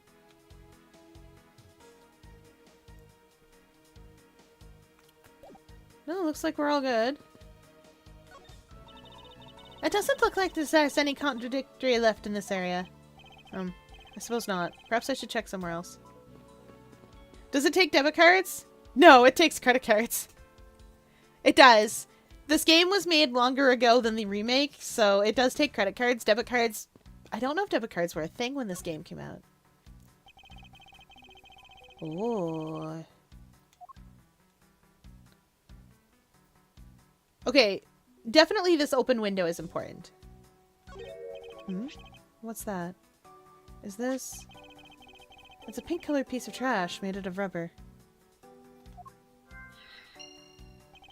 I feel like I've seen something like this before. Well, all I see is a piece of garbage.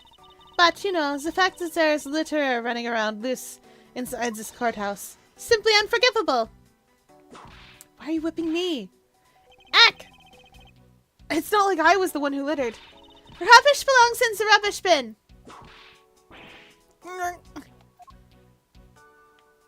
Cactus. What's the matter? I pricked myself on one of the cactus's needles. I didn't think the needles on this thing would be so sharp. Well, what did you expect? Can you imagine how bad it would be if you were to hit your head with one of these? Anyway, this cactus seems to be unrelated to our case. Do you really think so? Because I believe that this cactus sitting on this windowsill is completely related. Oh, because it caught... Yeah. Okay, I get it. Oh, well then, I look forward to your explanation on how exactly it is related.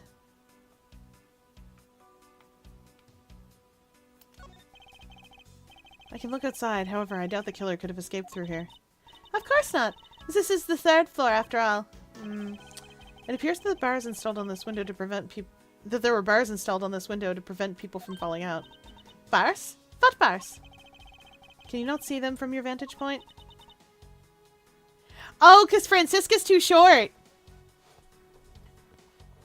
She's a little kid. Well, little kid. She's like 16, but she's too short. I'm on to you now. I'm also often too short to see things. Sometimes I wish I was taller, but then it's okay because I'm small. I can fit anywhere my beak can fit.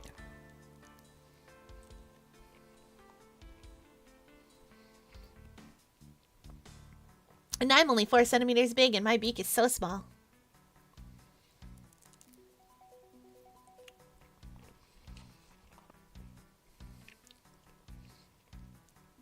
And you would think, fear, isn't squishing yourself down like that and squeezing through really hard? It is, but you can do it.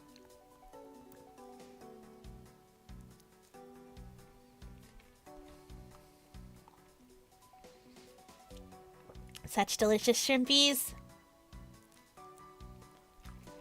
A whole ring for me.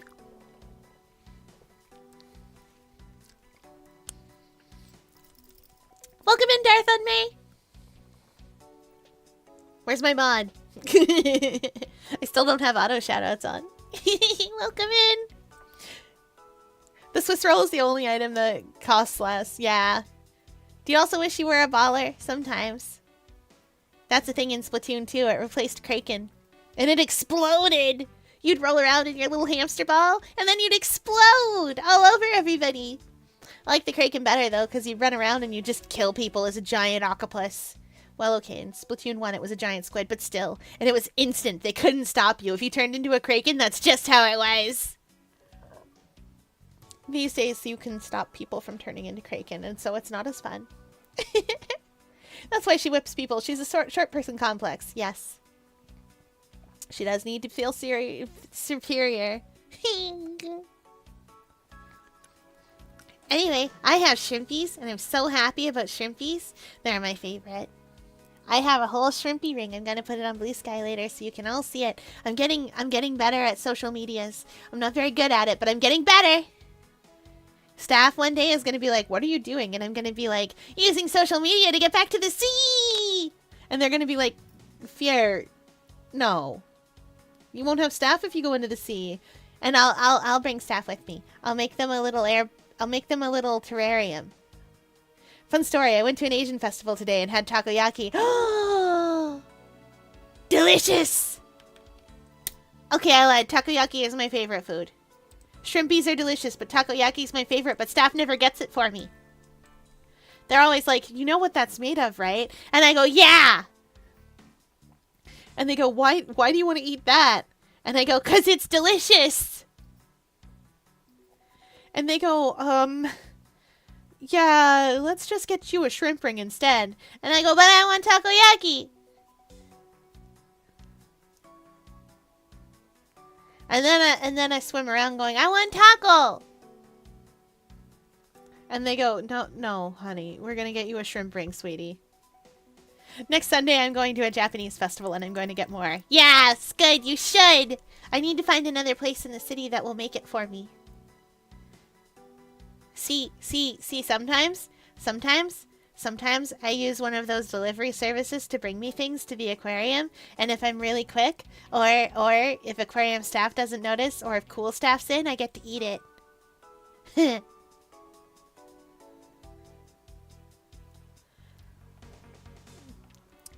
It's true.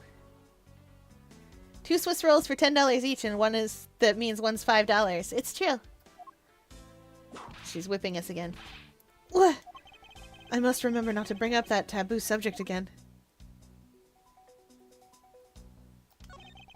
The ants are hard at work carrying their food home. It's a marvel that they can pick up such comparatively large objects to their size. Well, if you want to carry the mighty von Karma name, you are not be squished under it. You'd best work extra hard, like these ants. The same goes for you, Francisca. Right. I thought I see black speckles. I believe it's a pile of ants eating away. Oh. That detective. He claims not a single ant slipped by him. And yet, here's a whole hill of them. Yuck! What are you hitting me for? As a replacement for that pathetic detective. Perhaps I should add this deduction to the detective's growing tab of pay cuts. Anyway, I wonder if the ants are eating. From the look of and sweet smell of it, pieces of cake and chocolate from a Swiss roll. Miles Edgeworth. The courthouse is to be kept pristine at all times. No, it wasn't me who dropped food on the ground. The courthouse must be kept clean. Ugh. This poor man. He's like 18 or 20 and he's just suffering. He's just suffering so much. The dirt on this bench, it smells like some sort of sweet substance. I can't believe there's someone going around dirtying the courthouse. For shame! Calm down, Francisca. Now take a good look. Doesn't this smudge look kind of like a handprint to you? I suppose it could be. Which means that perhaps we can lift the prints of the person who sullied this bench. I see. And then we'll know the identity of our mystery slob. You there, the lab technician. Could you please find out who this handprint belongs to? Sir, yes, sir! I got the results from the fingerprint analysis, sir. And, do we know who they belong to? Sir, the fingerprints belong to Detective Gumshoe. Oh, interesting. Good work, officer.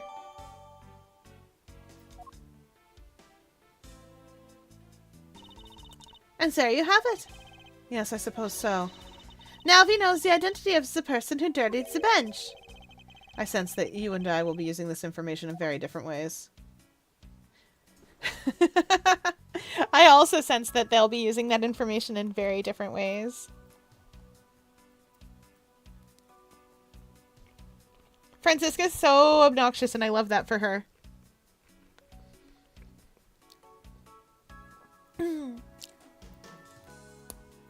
I'm so excited about shrimpies. Oh, I didn't tell you guys, but I might be gonna make an overlay happen to my stream. Maybe I will not be the one to draw it, but I might be able to make it happen, and I'm very excited about it. Because then I can have an aquarium, or the bottom of the sea, or my aquarium decorated like the bottom of the sea. Staff says I'm not allowed to go to the sea. But maybe I can make my aquarium look like the bottom of the sea. Instead of like a fish aquarium. And they'll be like, oh, Fier, you did such a good job making it look like the depths. And I'll be like, yeah. Maybe they won't, but maybe I could make it look like that.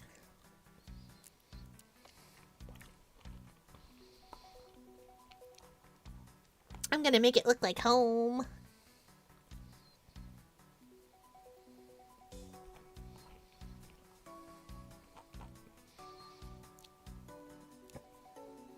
Munch, munch, munch.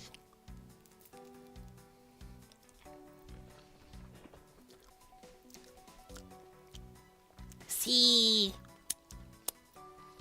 It's true. The ocean is like regular water, but way too big. That's the opening line of my very favorite YouTube video. It's like 3 minutes long. The channel hasn't posted in literal years. There's only 2 videos on that channel. The video itself is like 12 years old. It has like 1,500 views, and a good bunch of them are me.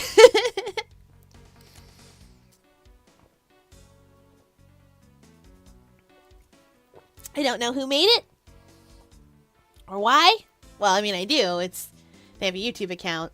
I don't know why they made it, or why they only ever posted 2 videos, but I love it. It's my favorite. Ants are pouring out of the hole in this bench as well. I wonder if the inside of this bench consists of nothing but ants. I don't like that. Don't you dare continue with that gross line of thought. Francisca's right. I don't like that. I'm sorry. Francisca's right. That's gross and weird, and I'm scared. Okay, I think we've got everything over here. Okay, good. What have we got in here? We got a Swiss roll. Wait, if his bonus was $5 and we changed out $5 for a little girl, then they definitely split Swiss rolls. That little girl was in this hall.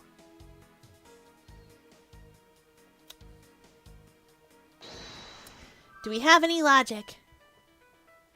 No human can climb through these barred windows.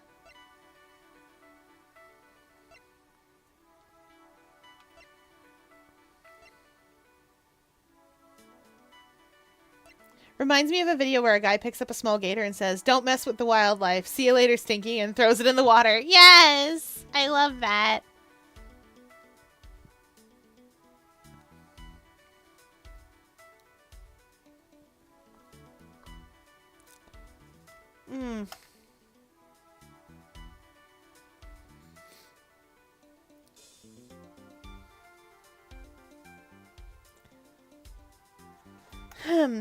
We'll come back here, actually, once we've testimonied some people. Did we talk to the judge? No. Of course, he had to make a fart sound when it hit the water, as you do when you're a gator hitting the water. Your Honor, I'd like to ask you a few questions, if you don't mind. Where were you at the time of the murder? Do you suspect me of something? No, nothing of the sort, Your Honor.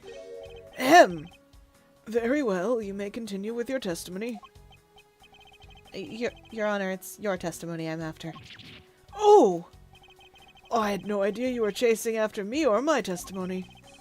I'm beginning to sense that I might want to avoid being in a trial run by this judge. Oh, Edgeworth. Oh, Edgeworth, honey. I'm so sorry, baby. I'm so sorry, sweetie. Let's see here. Now then, how should I put this? When you get to be my age, you need to pay more frequent visits to the restroom. If you go take a look through the window at the end of this hall, you'll see a small window. That's the window of the men's restroom. In other words, you can see clearly into this hallway from the men's restroom. When I was going into the restroom, that detective, Gumshoe is it? Well, he was standing in front of the vending machines buying something from it. However, and this I couldn't believe, when I was about to exit the restroom, There was not a soul in the hallway anymore. Your Honor, if you could please calm down and explain it to me rationally. Oh, I'm really sorry, but let me regain my composure. Alright, I'm bouncing note, but glad I could hang out for a while, but I'm gonna rest. Get some good rest. Oops. Although, well, until the murders occurred, I just sort of brushed it off. Oh, whoops. I need some history. It was really suspicious, that's what my finely honed judge's intuition said. Although, well, until the murders occurred, I just sort of brushed it off. Oh, ho, ho. What is it, Val? Me, Momo, and a third friend beat Pebble. Congrats! He's such a cute pupper. No, that heckin' dog is a good boy. That heckin' dog can suck it if by it you mean the icker. Apparently, this judge doesn't understand the concept of staying calm. The restroom window, huh? When my friend plays this game, I'm always roped in to voice the judge. Delightful. I've managed to give the judge a voice that is both hopefully old man, but also not so difficult as somebody. I gave that gooey boy a voice in Inscription, and I shouldn't have done what I did, but I did it, And I'm very proud of myself. It sounded like when I first learned to talk as an octopus, but still hadn't quite got it right. So it came out sounding like a bubbly little muppet. I'm glad. I work really hard at those things. When I was little, I was like, I'm gonna be a voice actor. And then I didn't do that thing. Because I also wanted to be a race car driver and a doctor, and a spaceship pilot.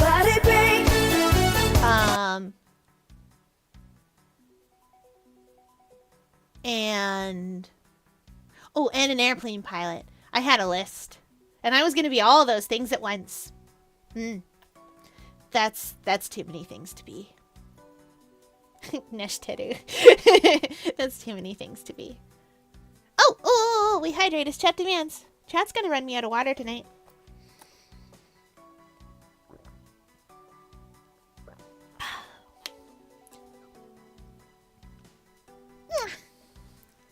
And a big stretch. Hop. Big stretch. Okay. Okay. You know what we need? We need some obliques. If you have obliques, you stand with your feeties approximately shoulder width apart, and you move side to side with your arm over your head. And you let the other one just kind of drop down, and then you do that. And if you do it right, you feel it in your sides. I don't have that, because I'm an octopus. So I just kind of like stretch one side and then the other, and wiggle my fins good. Those are the bits on the top of my head. Those are fins secretly. I know that sometimes they look like ears, but they are secret fins. 1, 2, 3, 4, 5, 6, 7, 8, 9, 10. 1, 2, 3, 4, 5, 6, 7, 8, 9, 10. 1, 2, 3, 4, 5, 6, 7, 8, 9, 10. Okay, we did it.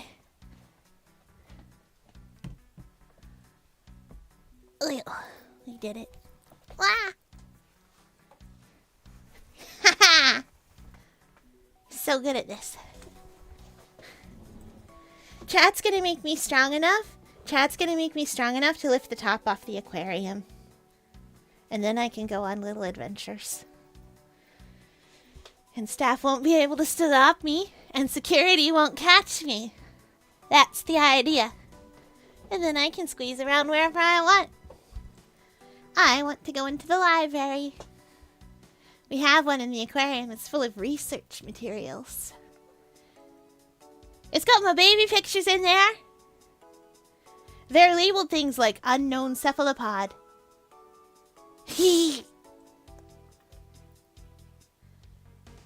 great. I put my baby pictures. I put some of my baby pictures up so that you could all see them. I'll get staff to colorize them. I wonder if you can really see the men's... I wonder if you can really see the men's bathroom window from that one there. You can. I'm looking at it right now. I demand that you show me this view at once. I suspect that her height is what's limiting her ability to see. That's probably all I'm going to find out from His Honor. Oh, Mr. Edgeworth, may I return to my other duties now? Yes, I'm sorry to have held you up. Thank you for your cooperation, Your Honor. Ho, ho, ho. Anytime, Mr. Edgeworth, anytime. The judges in this country seem rather friendly. Yes, if not a little wishy-washy. However, I hear that they are known to hand down very fair verdicts. Alright, Detective Bad. Detective Bad, I have something I wish to inquire about. This man straight up looks like he's from a different game. Guilty! Yeah. This man straight up looks like he's from a different game. He looks like he's from that DS game. The hotel room one that's all drawn in like pencil art. I'll remember the name of it offhand.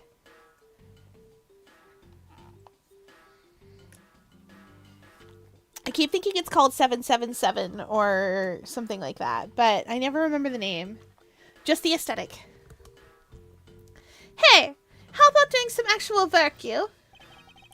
I wish to inquire into Detective Gumshoe's movements during the recess. You're getting in the way of the investigation. I have an order from Mr. Von Karma himself. Plus, I still hold investigative authority. So I hear you were the one who called for Detective Gumshoe to come down here. Faraday. That guy was just accused, you know? I just knew that something was gonna happen. My detective's instinct told me. A lot of good it did you. You couldn't even protect one lone prosecutor with it. Oh! Francisca, I think you need to apologize. I'm sorry. I'm terribly sorry, Detective Bad. Please continue. Humph. I used the phone on the first floor and called the precinct. This man was ready to shoot a child. She is like 16 here, tops, like 15 or 16. He was ready to go. I told them to send somebody over. And that detective's the one that showed up. And only upon his arrival did you set Detective Gumshoe to stand guard, Detective Bat? Yeah, I waited for him on the first floor. After he got here, we came up to these defendant lobbies together.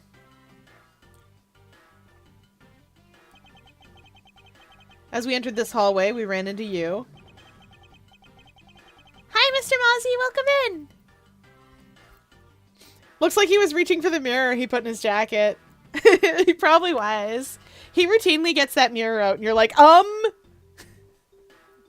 Like he's got a holster in there for it. Also, this is going to be really funny because every time we say anything about CCU, or Callisto U, it's going to sound like we're talking about you, as in whoever we're talking about.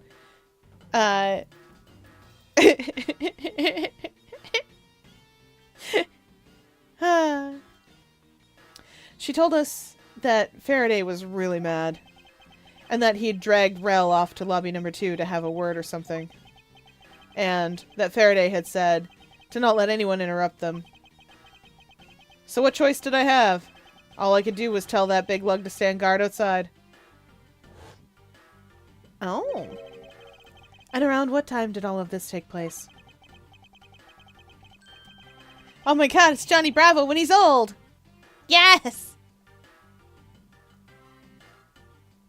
Let's see. I think it was about 30 minutes before I heard the gunshot. After giving the big lug his assignment, he never left the hallway. Not once. Oh? And how can you make such a claim? Humph. One of the guards out on this floor's main lobby swore to me that he didn't. If the detective never left the hallway, then where did he disappear off to? Humph! Is that simple? He must have gone into lobby number 2, just as I suspected. You and I, we were in lobby number 1 next door.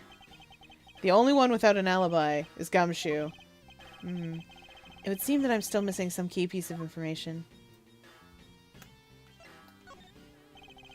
Detective Bad, you also heard the gunshot, did you not? Yeah. I heard it when I was in defendant lobby number 1. That's why I came running towards lobby number 2 together with you. How much time elapsed between you hearing the gunshot and your arrival on the scene? Less than a minute. What were your movements upon hearing the gunshot?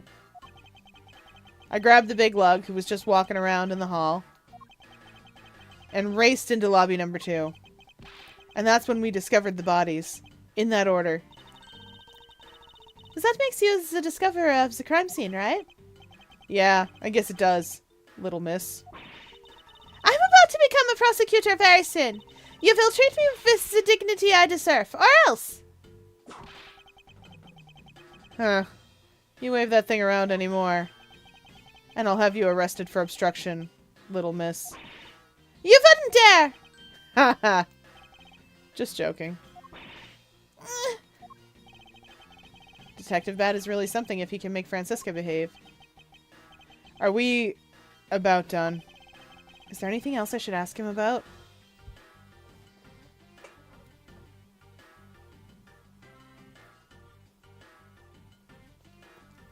I want to know... We know where. We know the situation. I think we need to know... Do we know the time?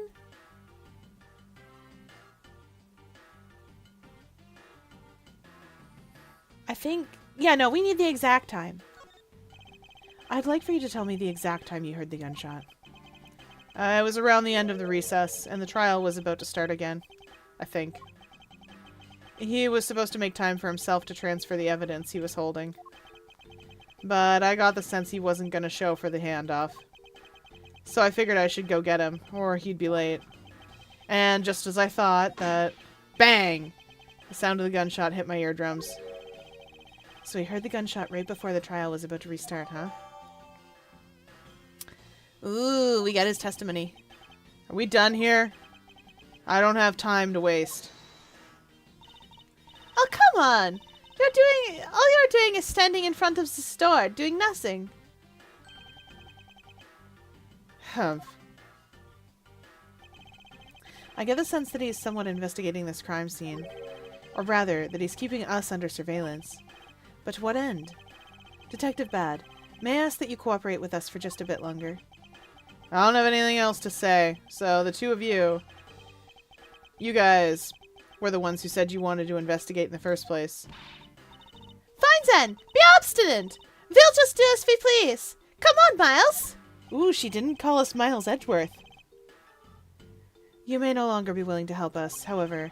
May I ask for the forensic scientist's cooperation? Do as you like. Okay.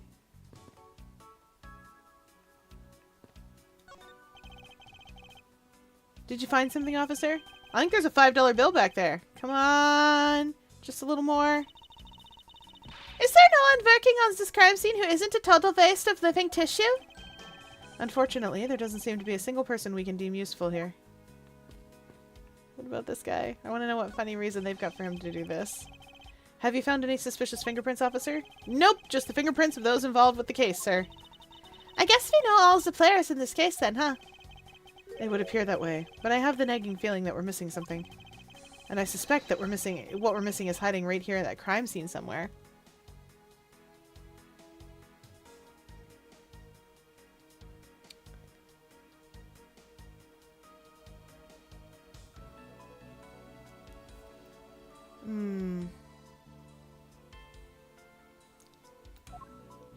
Okay. Well, we've talked to everybody. We've examined all the things.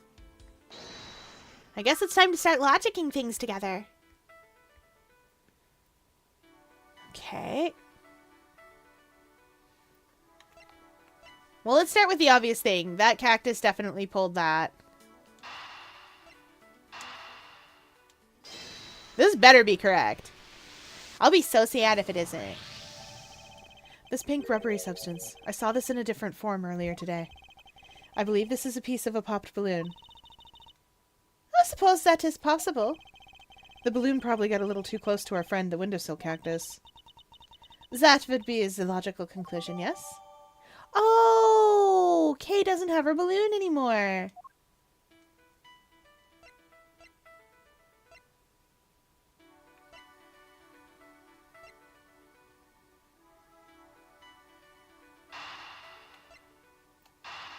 If these don't connect, I'm going to be so sad.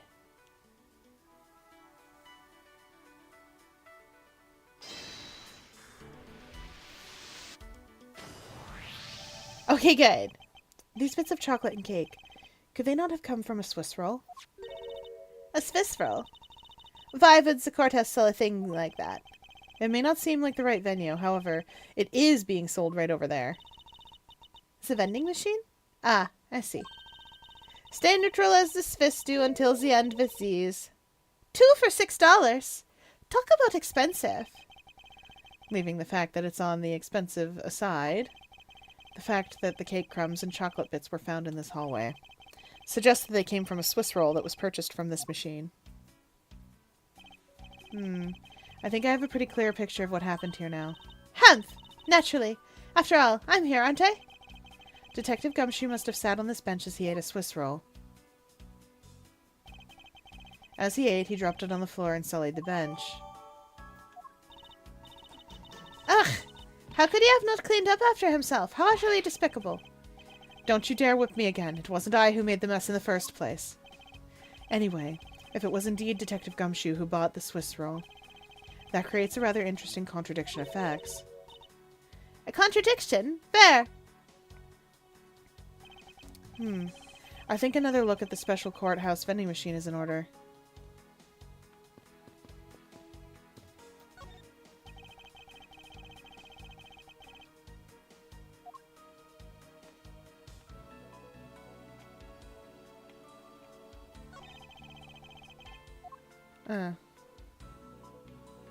Oh, we can deduce.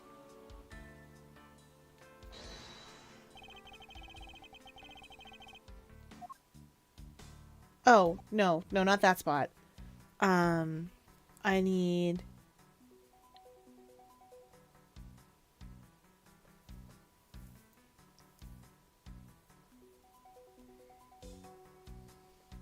He didn't have any money.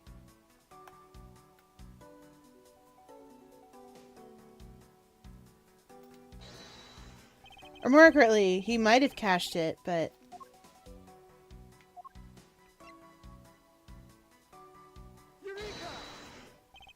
About Detective Gumshoe's finances, he said that until this morning, he didn't have even a single penny on his personage.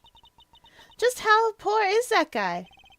If his bonus really only was $5, then he should not have been able to purchase a pack of Swiss rolls.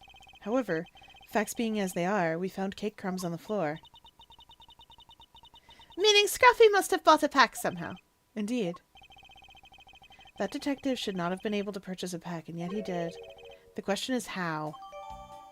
Second person. The question is easy to answer, and it's why he's trying to cover. He's covering for little Kay Faraday, who is still running around this courthouse because her dad just died, and no one's bothered to do anything about it. She was here with Dad. You know, kind of like Edgeworth, actually. Edgeworth was here with Dad.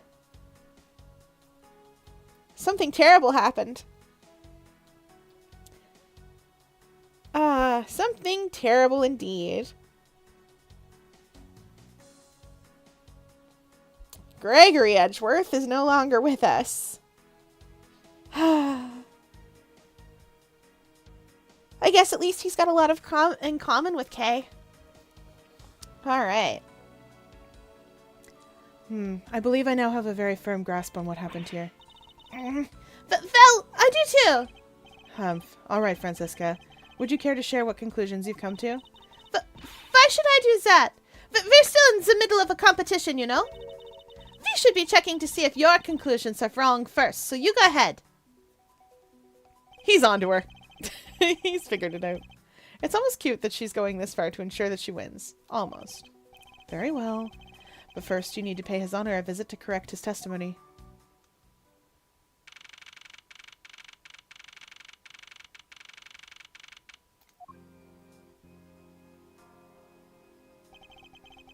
Your Honor, if I may, I'd like to test your witness testimony to see how it stands up.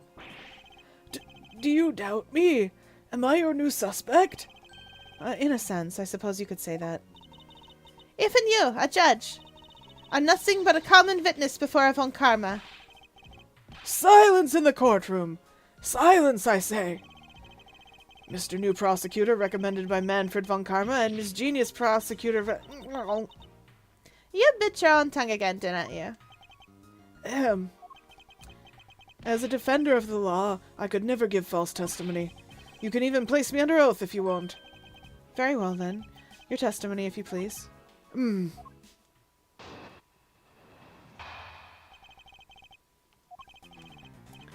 During the recess, I went to the restroom. There's a window on the hallway side. In other words, I could see into the hallway.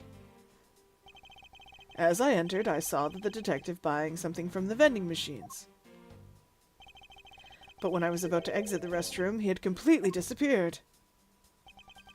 A detective that goes missing while on duty. That sounds mighty suspicious to me! Your Honor, can you please try to remain calm? Oh!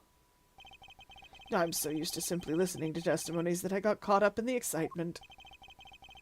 I'm sorry, Your Honor, but I'm afraid I'm going to have to spoil your fun now. We are going to spoil his fun. I feel sad, but the poor judge. The poor judge.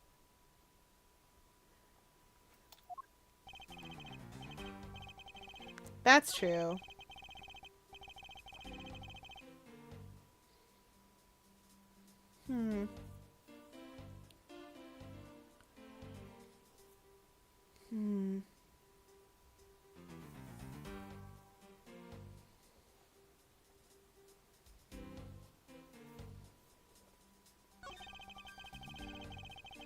That's true too. How am I supposed to tell him?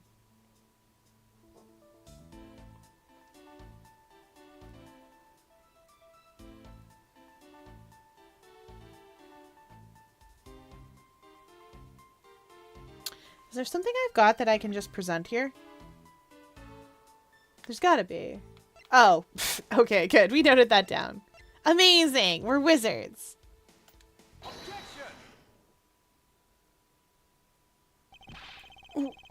What was that finger wag for, Mr. Edgeworth?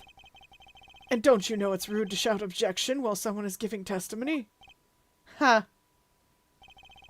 If you truly are a man of the law, then you must always be vigilant. For example, I never let an opportunity to shout objection pass me by.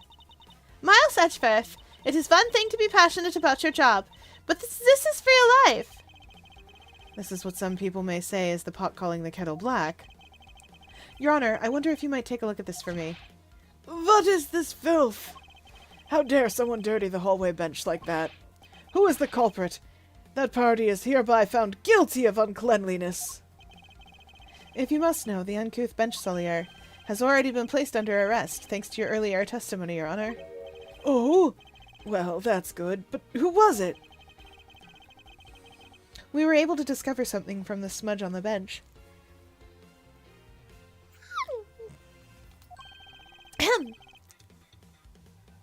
Namely, Detective Gumshoe's fingerprints. Not happy with committing just murder. He had to go and dirty the courthouse too. Guilty! Your Honor, please calm down. While it's true that the detective is the one who made the mess on the bench, we have not yet established that this action is related to the double murder. What do you mean? I believe that the detective bought a pack of Swiss rolls from the vending machine, and then promptly sat down on the bench to eat one.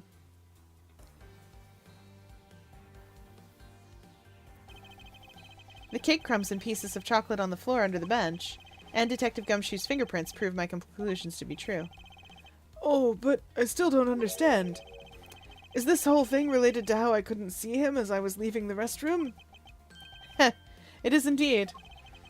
The window in the hallway was built rather high up into the wall, at around a grown adult's chest height.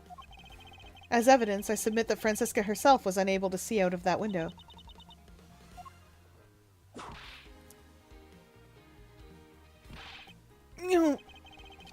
I knew I shouldn't have used her height as evidence.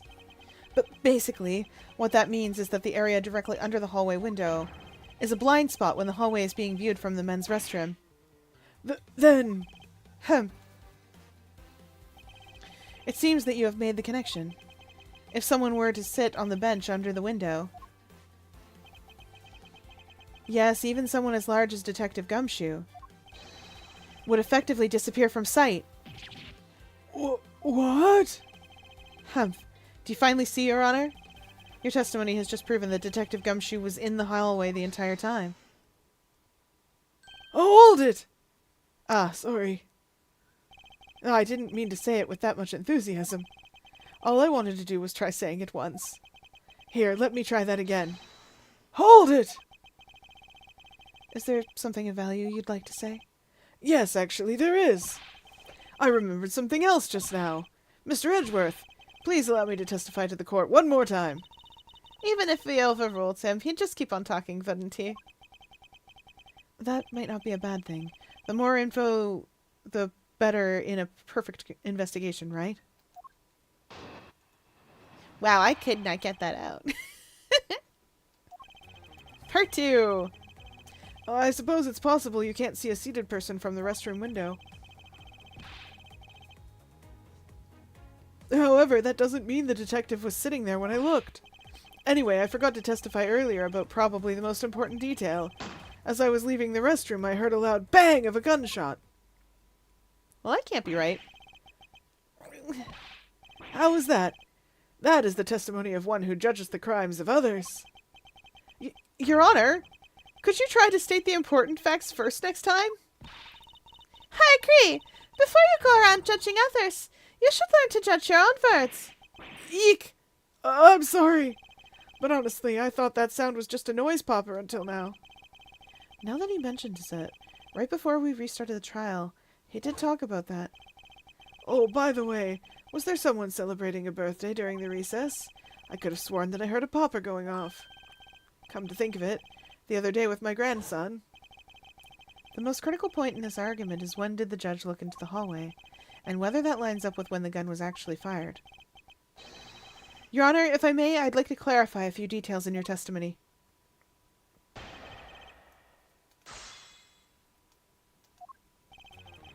Oh, I suppose it's possible you can't see a seated person from the restroom window. Oh yeah, I already read all this. I don't have to do it again. There's always one more thing.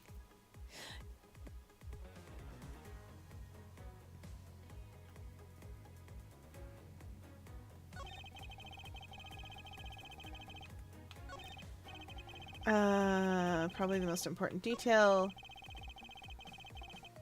Hold it! Let's hear it. Your Honor, about what you just said. I know, I couldn't believe it myself. Bang went the gunshot, I heard it. And then I had a knee-jerk reaction of, ah! Yes, like this, with a quick, ah! I can't keep up with that. He talks like Wendy Oldbag. Your Honor, please remain calm when you're trying to explain yourself to me. Yes, sir. Sorry about that. Now then, I must gather myself. Yes. When I heard the gunshot, there was no one in the hall. I should know. I looked. There was no one there. This judge's emotion circuits appear to be stuck on overreact.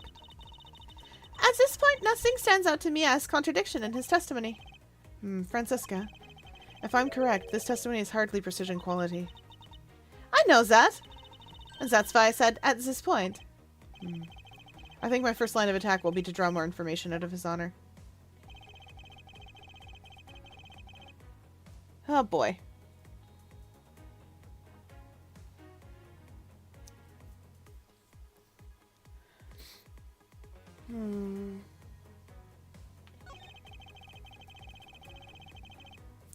Well, where was he then?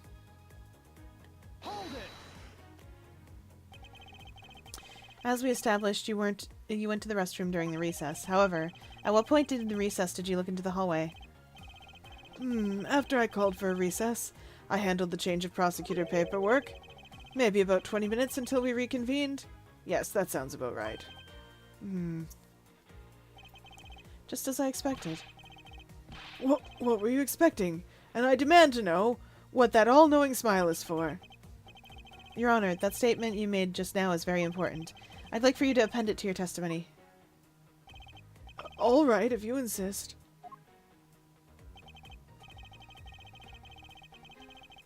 Didn't Bad say it was literally just before the trial? Pretty sure it was just before the trial. Yeah. 20 minutes and just before the trial are not the same amount of time. I don't know if you guys know this. I cannot allow you to make an objection. What? Your Honor, I'm really sorry, but I cannot allow you to not allow me to make an objection. Egads! I've been overruled? Your Honor, there are simply too many holes in your testimony for my taste. What do you mean by that? You claim that you heard the gunshot during the recess, but that's simply not possible. Mr. New Prosecutor recommended by Manfred von... Instead of biting your tongue, just say... Oh. Eek! I see you have no mercy for the elderly either, Francisca. Hem! Don't talk back to me, unless you want to be whipped in the back. With your height, you'd need a stepladder or 4 to accomplish that. Oh, stepladder-chan! Stepladder-kun, if you will. You're in every game. Some reference to you is in every Phoenix Wright game. After that time that Maya was like, that's a stepladder. I'm glad they told us the difference between stepladders and regular ladders. Mr. Edgeworth. My ears are not that far gone yet, I'll have you know. I can still hear just fine. And I heard the sound of a gunshot loud and clear with my own 2 ears. Ha! Your Honor, I have here an interesting bit of testimony. It's from Detective Bad, and according to him, he heard the gunshot right before the trial was about to start again. What did you just say? Your Honor, you just said that you heard the gunshot about 20 minutes before we were to reconvene. How can you explain this glaring contradiction? That can't be! Unfortunately, that is the truth. But I heard it clear as day. Bang! The loud sound of a gunshot. The sound of a gunshot. We keep returning to this point of contention. And that piece of evidence. I always did wonder why I found it where I did. However, now I understand what that gunshot the judge heard really was. Unfortunately, Your Honor, this is what really produced the gunshot you heard. Take that. I found this object in the hallway earlier. Well, what is that pink substance? It may not look it, but this is actually a piece of a balloon. I see. And I suppose you would like me to accept that pink balloon into the court record? Your Honor, I present this piece of evidence in order to overrule your testimony. What? Your Honor, your argument goes as follows. You saw no one in the hallway when you heard the gunshot. Now, there's no guarantee that the detective was sitting on the bench at that time. Therefore, you believe he must have been at the crime scene in defendant lobby number 2. Am I correct? Yes, that's exactly right. Let me ask you something. Do you think the gunshot you heard was produced by a real gun? I think I've said enough that even you can figure out the rest on your own. Your Honor, you were fooled by the popping of this balloon into thinking it was a gunshot. What manner of trickery is this? That was a good effort you put forth, Miles Edgeworth. But if it were me, I would have wrapped this thing up before the judge even testified. Care to elaborate on how one ends something before it even begins? Well, to be honest, I did think that the sound was a bit off from a real gunshot sound. But who could have guessed that someone would pop a balloon in a place like this? That's true. One doesn't usually think of balloons in conjunction with courthouse.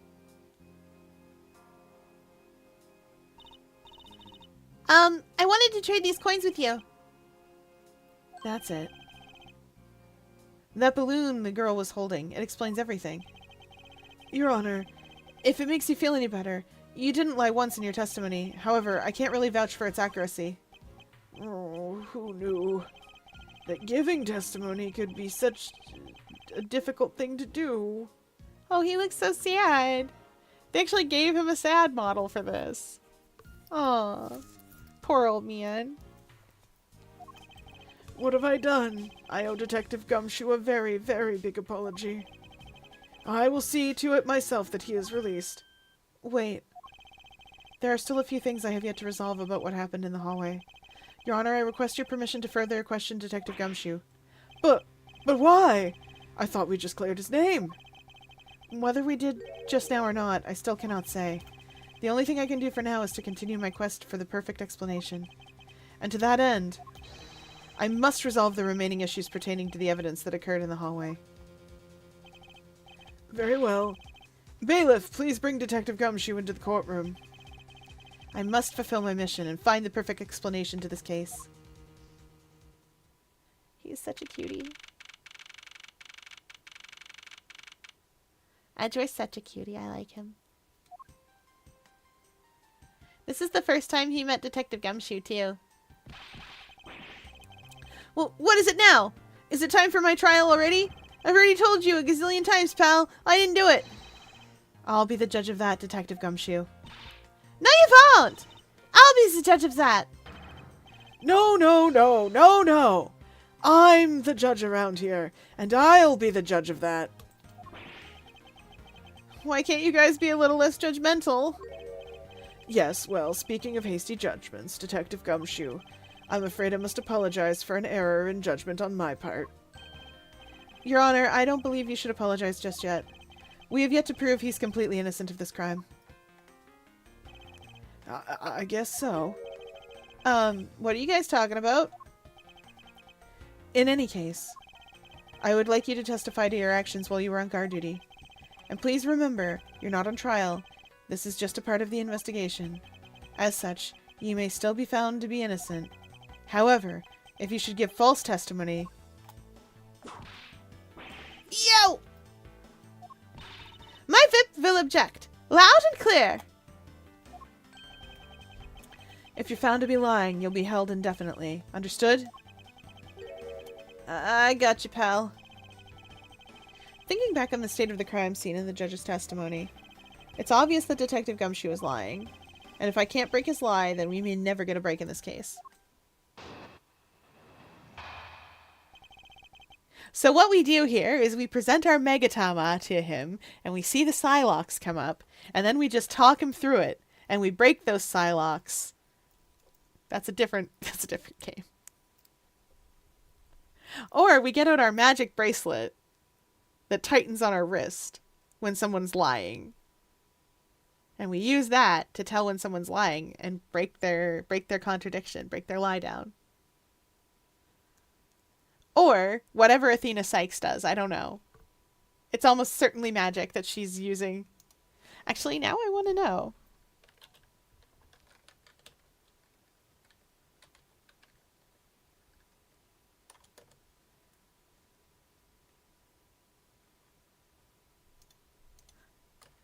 I must know. Chat, you're going to have to bear with me.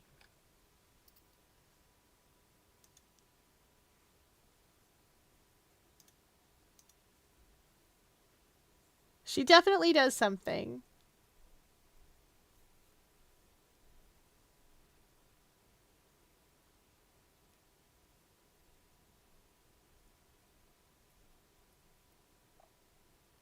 There's got to be something. There's always something. They always do something.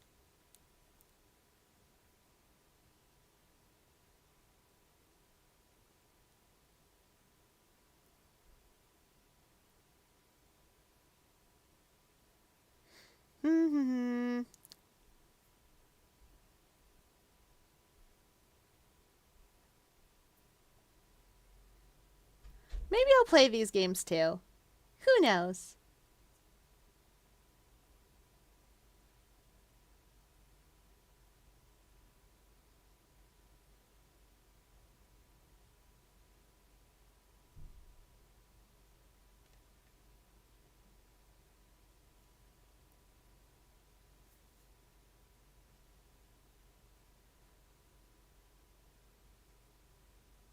Well, we'll figure that out later. I wanted to investigate. Someone in the YouTube comments or someone in chat's gonna have to tell me what her cool superpower is, what her game mechanic is about. Maybe it's just Psylocke again. Anyway, back to the thing. I came down here to this courthouse on Detective Bad's orders. As soon as I got here, he ordered me to stand guard in front of lobby number 2. From that time on, until I heard the gunshot, I was in the lobby the whole time. In the hallway the whole time. On my honor as a detective, I swear it wasn't me, pal. He's still singing the same tired tune. Huh. In that case, I'll just have to change the melody. I know he's lying, and it's time I pulled the information I need out of him.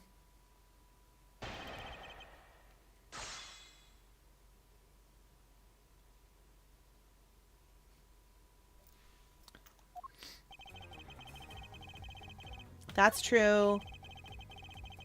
That's also true.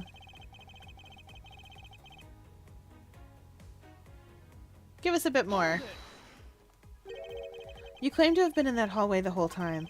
However, is it not a fact that you did something while you were in that hallway? Of course I did something. I guarded the door to lobby number 2, pal. What else? Very well then. And what exactly does guarding that door entail? Well, to put it simply... Oh, I know. It was my job to stand in front of that door without moving an inch.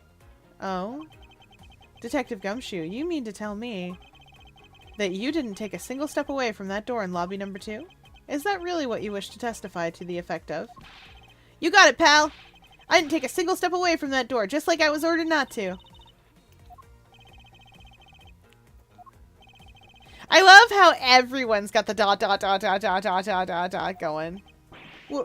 Why is everyone so quiet all of a sudden? Because we are all in shock and in awe of your utter stupidity. Scruffy, if you're going to lie, at least tell us a more believable one. Youch! But I'm not lying.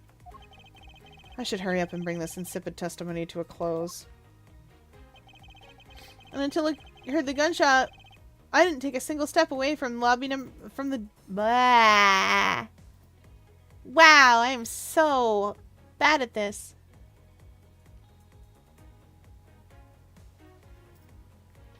Woof.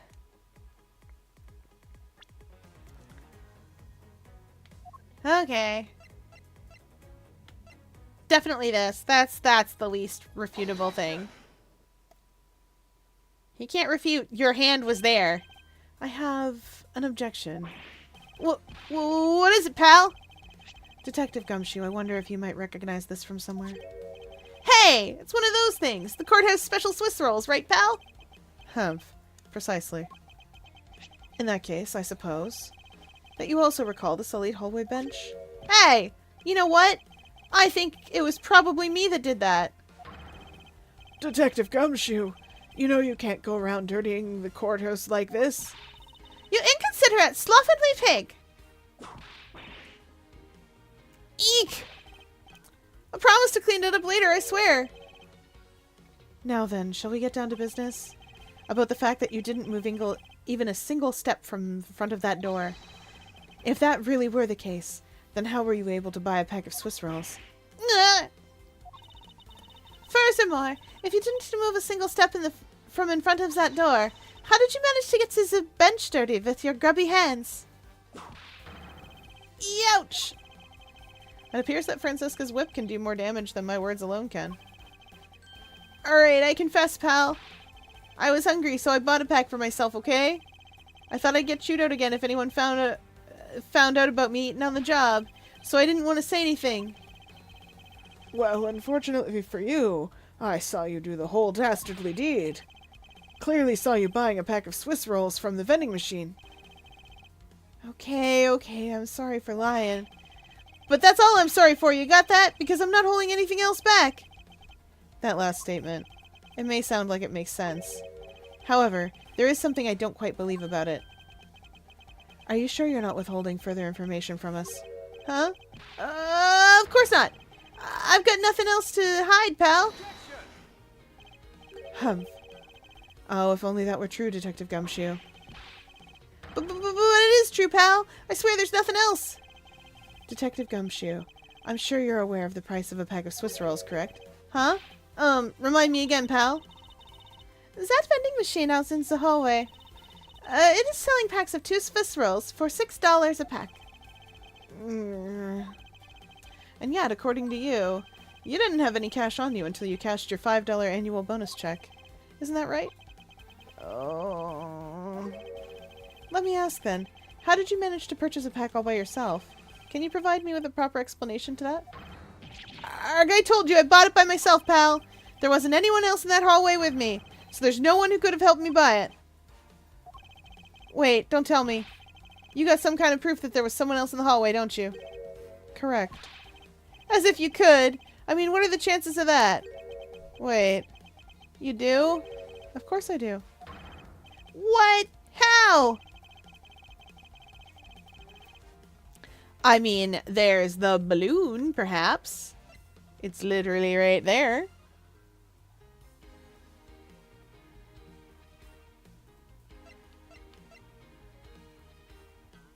Alternatively, the Swiss roll.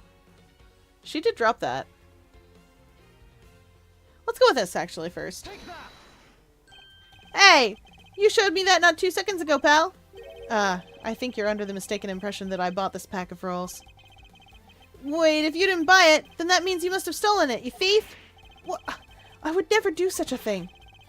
All you liars are the same. You started as thieves. You're under arrest, pal. I believe you meant to assert that all thieves start out as liars. And in that case, what does that say about you, Detective? This particular Swiss roll was dropped by a certain someone. Oh. There were 2 rolls in this package. You ate one of them. But you then gave the other one to a certain other person, didn't you? No way, pal! You got it all wrong! I ate both of them!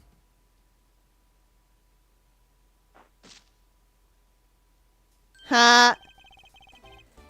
It would appear that we've caught you at last. Hey, don't you dare do anything bad to that girl! It would appear that they do know each other after all. So, why do you continue to come up to me and kick me? Have I wronged you somehow? I have a name, and it's Kay! Kay what? Kay Faraday! Faraday? Are you perhaps Mr. Faraday's daughter? I'm not a you! I'm Kay! Kay, you know, good little girls don't kick other people. Especially not hard enough to leave big nasty bruises like the way you do. Well, then you shouldn't have put Gummy under arrest, mister. Gummy? My guess is that she's talking about Detective Gumshoe. What a cute nickname you've given him. Gummy didn't do anything wrong. Kay. It appears that I will need to speak with her in a bit more detail. Rawr! She's not as overdecorated, but she really does have a RAR XD look to her. Like, I don't know how to explain, but she looks like somebody's first Gaia avatar. Before you have enough, like, money and stuff proper to build a good Gaia avatar. She looks like she's using, like, the stuff she got for a couple hundred gold. That said, a couple hundred gold is nothing these days. I forgot about how bad inflation got. I remember when 5,000 gold was, like, stupidly ridiculous. You'd see people going around in that Wraith cape and just be like, oh my. You've worked hard for that, haven't you, friend? But these days, you can just buy that thing. Gracious. I still remember Lanzer's rollback typo. Spelled it with one L. Never forgotten that one. For those of you that maybe do not know, I was absolutely on Gaia in its heyday. I was on Gaia when it started. I think I actually do. I think I still have my Halo laying around somewhere. Back in the day when it used to be Go Gaia instead of Gaia Online.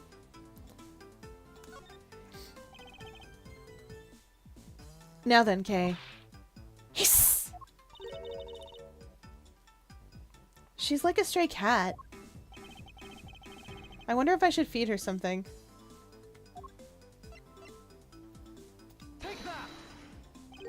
Okay, I promise to give this to you if you calm down.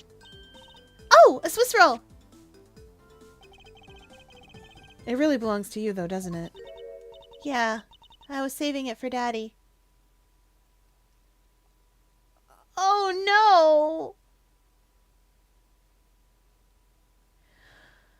Oh no, baby.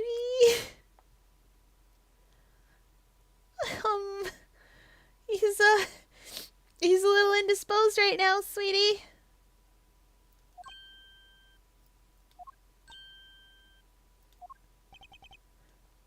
Oh my. Your father... he's... Ah, don't you say another word, pal. She doesn't know yet. Thanks for watching out for me, Gummy. But I already know about Daddy. Oh no. Oh no. She's only little and she's here. Oh no. I overheard the guards talking about how Daddy's he's not here anymore. Oh no, she's crying too. And I'm crying and everything's sad. I'm sorry. I'm sorry I couldn't protect him. Kay. I'm not gonna cry. I'm not gonna cry. You and me both. It's fine.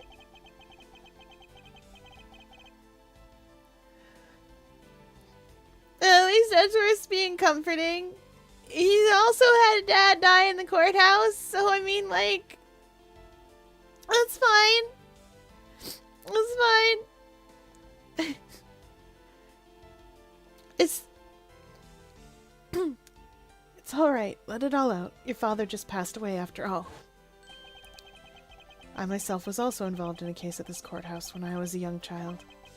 A case in which my father, who was a defense attorney, passed away. All of my dreams of becoming a lawyer were crushed into fine ash on that nightmarish day. Even now, the wound festers deep in the depths of my soul.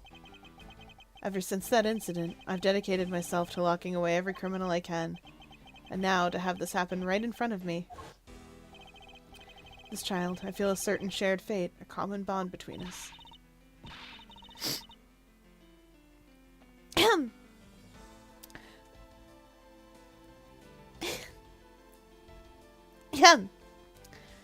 Miles Edgeworth, what sort of gentleman are you? Are you going to just stand there and watch a lady cry? Ah, you're right. Sorry about that. Okay, here. How about we use this handkerchief here to dry your little eyes?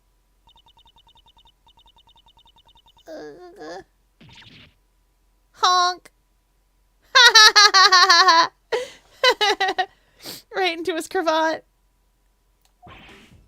Ugh, my cravat! Don't blow your nose on that. I feel better now. Thanks. Okay, are you going to be alright? Yep, I'm already alright. Somehow I highly doubt that, but I'm not going to push it. promised Daddy I'd never cry in front of strangers. And you're a good kid, aren't you, Kay? You're always keeping your promises, right? That's right. Even if I can't see Daddy anymore, I'm still gonna keep all my promises. Oh no.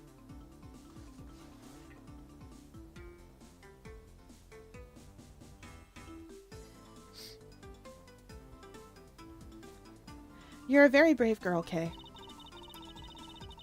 You're a very good child for keeping the promises you made to your papa.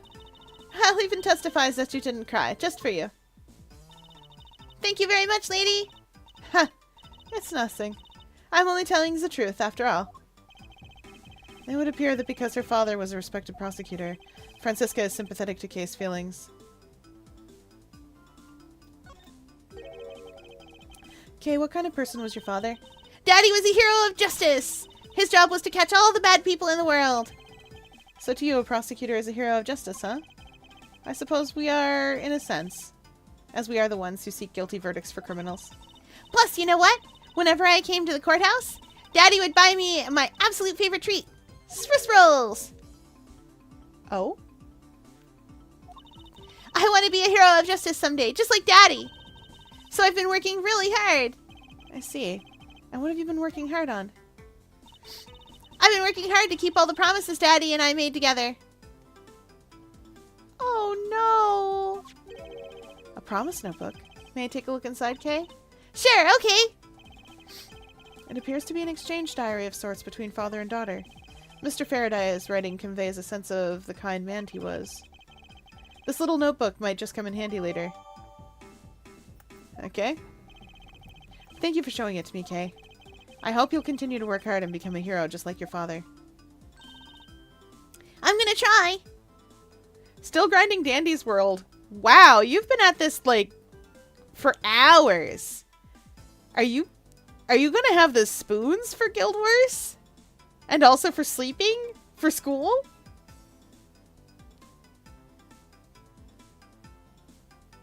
You don't have to push yourself.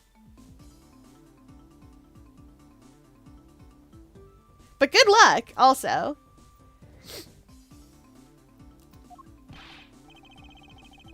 Hey, Kay. So I'm a detective that catches the bad people, right? That makes me a hero, too. Yeah, you're really cool too, Gummy. Yeah, aren't I, Kay? What is it with the two of them? I hand down verdicts of justice, so that makes me a hero, too. Yes, and thanks to your also heroic testimony, you almost painted that detective as a vile criminal and sent him off to jail. I'm really sorry about that. Gummy's not a bad man, okay? That poor judge. He's being treated like a vile criminal rather than a hero of justice. It appears that you and Detective Gumshoe are good friends, Kay. Yeah, we're friends. In that case, would you mind telling me a little more about him? So I take it that you ran into Detective Gumshoe earlier? Yep. I was on my way to see Daddy when I saw Gummy standing there. He was just standing in the hallway, staring really hard at the vending machine, so I said hi. And when was this? Before everything got crazy. How long were the two of you together? We only talked for a little while, and then we went on our own ways. That's right, pal. Kay and I only talked for a little while, and that's it. Oh, which means we've now confirmed that Kay was in the hallway during the recess, isn't that right? Ah, you got me. I told you to stop picking on Gummy, mister. Humph. Very well, then. I'll just have to speak with the good detective in private later. Were you the one who bought this bag of Swiss rolls, Kay? Well, I didn't really have a lot of money. And I somehow made $1 out of all the pennies and quarters I had. But that still wasn't enough, and I really, really wanted one. Come to think of it, she did come and ask me to exchange a handful of change for $1. And that's when you came and asked me to change your money, correct? Yeah, thanks a bunch for doing that, mister. Sure. But let me ask you, even with that $1, you still didn't have enough, correct? Well, that's why. Hey, if you bully Kay anymore, I'm gonna have to arrest you, pal. Nitara Manchu, you're the one already under arrest? Yo! I sense that Kay is going to be less than forthcoming with that question. Sorry about your ruffly thing. Yes, well, now that it's positively drenched in your nasal mucus. Don't worry, Kay, I have a spare. So here, you can have this one. But Daddy said, never take things from a stranger. It's one of the promises in your promise notebook, correct? Look, yeah, look, see, right here on this page. Promise 1, never take things from a stranger. Never go anywhere with a stranger. Alright then, I'm not giving this to you. I'm merely allowing you to borrow it. You can take it home, wash it nice and clean, and then give it back to me the next time we meet. Okay, Daddy never said I couldn't borrow things from strangers.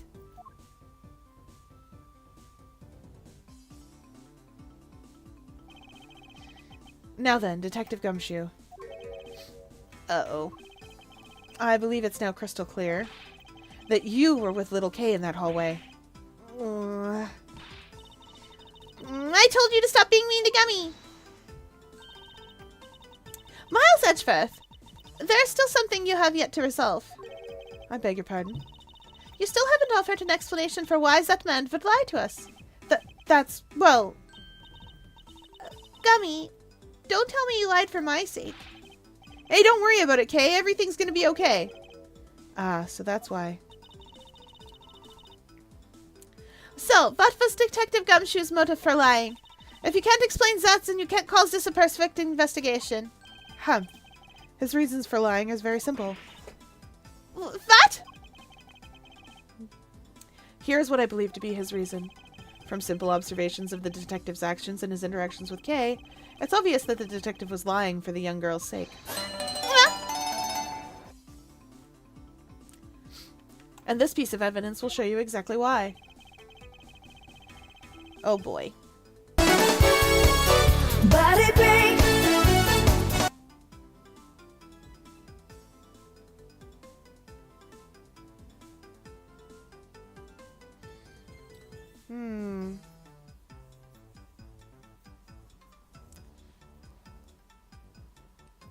Let's see.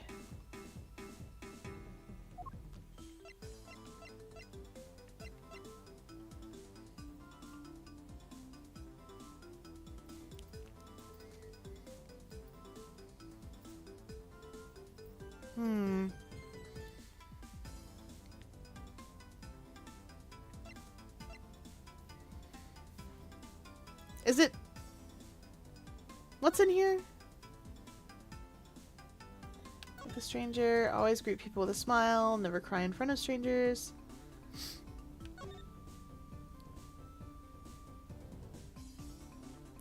Oh, that's cute.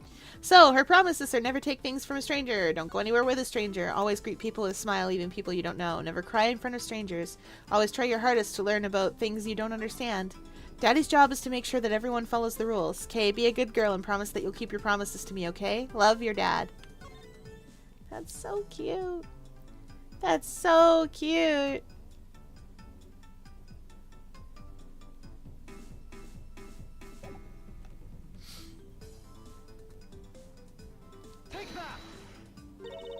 Mr. Faraday and Kay's promise notebook. How does this explain anything? If you could take a look at this page, it's clearly written that Kay should never take things from a stranger. When Detective Gumshoe heard about that promise, he tried to cover for Kay. What a foolishly foolish fool's Golly, alright, let's try this again. What a foolishly foolish fool's fool of a foolish reason for a fool. Ew! Gummy, you lied because of me, didn't you? Well, because I'm your friend, Kay, that's why. Gummy! At long last, Detective Gumshoe, can you please tell me the whole truth now? I guess there's no beating you, huh, pal? Okay, I'll spill the goods. Alright, we're gonna hydrate his chat to me ants.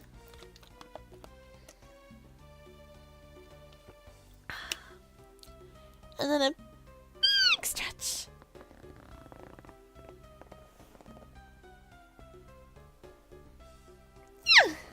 Big stretch. Then we'll read this and then we'll do the body break. That's what we'll do. I'd been standing guard for a while. I was getting really hungry and that snack vending machine was taunting me. But all the cash you had... but all the cash you had on you was $5, and that wasn't enough to buy anything, right? After all, the cheapest item in that machine is $6 a pack of Swiss rolls. Yeah, but then like an angel from heaven, Kay showed up.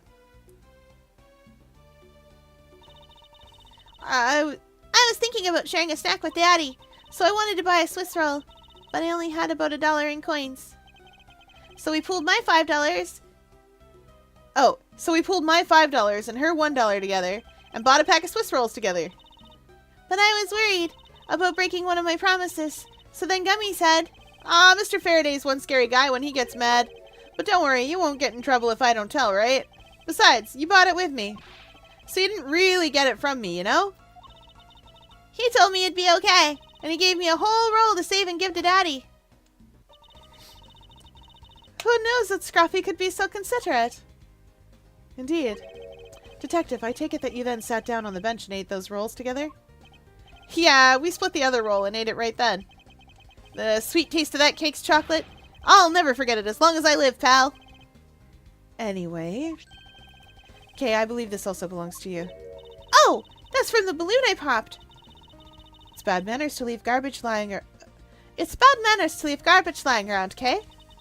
I'm sorry. Well, I guess I can't blame you for not throwing this one piece away. It was sitting high up on a windowsill where you couldn't see it. So just this once, I forgive you. But that balloon... I wanted to surprise Gummy a little, so I popped it on purpose. And because of me, Gummy dropped his half of the Swiss roll. Wow, you really got me there, pal. So I thought maybe I should give Gummy this other roll. And then I saw you picking on Gummy, mister. So you kicked me, is that it? You sure are a feisty one. I'm really sorry, mister. It's alright, I'm perfectly unharmed. What about this Swiss roll? No, you're not, Edgeworth. You got great big bruises. You said as much. Would it be alright with you if I held on to it until Detective Gumshoe was cleared of all charges and free to go? Yeah, sure. Just make sure you give it to Gummy afterwards, okay? Of course, I promise. Now then, I believe we have proven beyond the shadow of a doubt that Detective Gumshoe was in the hallway for the entire duration of his duty, which undeniably proves that Detective Gumshoe could not have committed the double murders. Hey, Callisto! Actually, it proves just the opposite, Edgeworth. You've just shown that Detective Gumshoe is the only one who could have committed the crime. What do you mean? It's quite rude to eavesdrop, monsieur.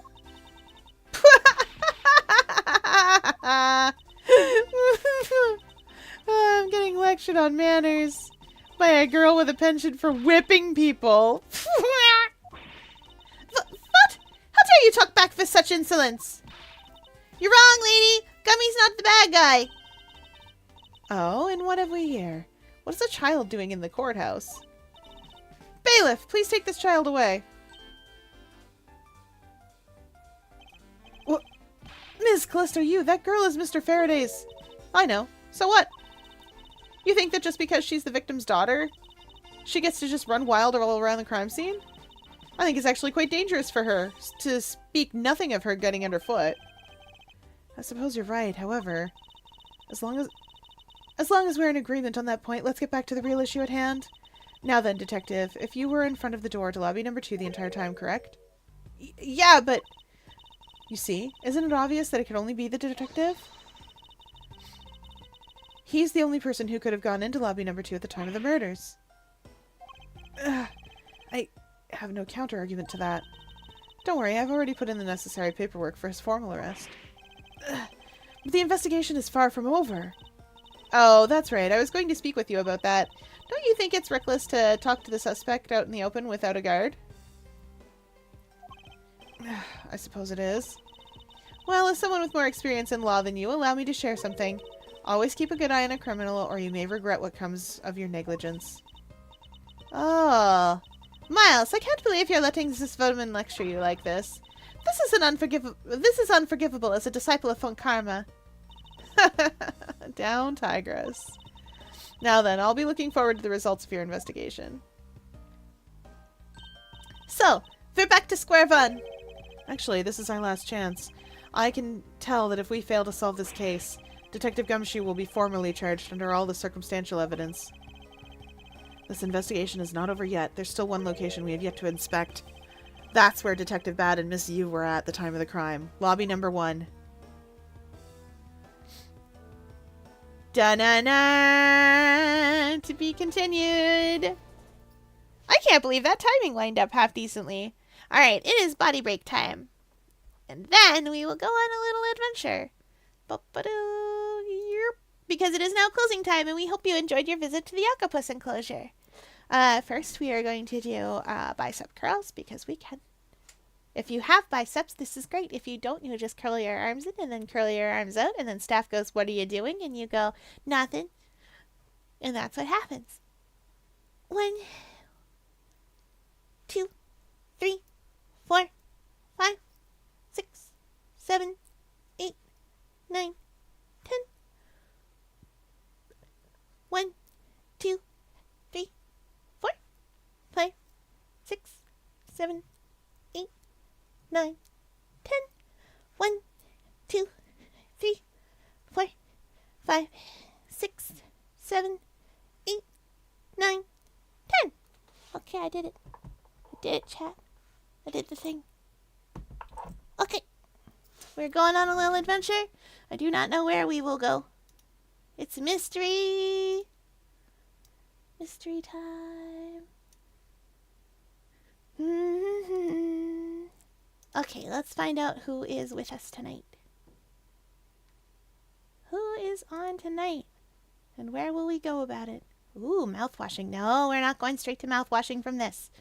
That would be silly. Though I kind of want to. Let's see. I could get you guys, I could get you guys gnomed.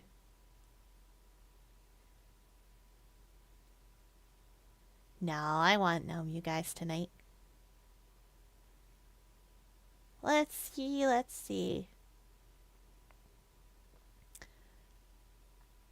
Oh, this is hard.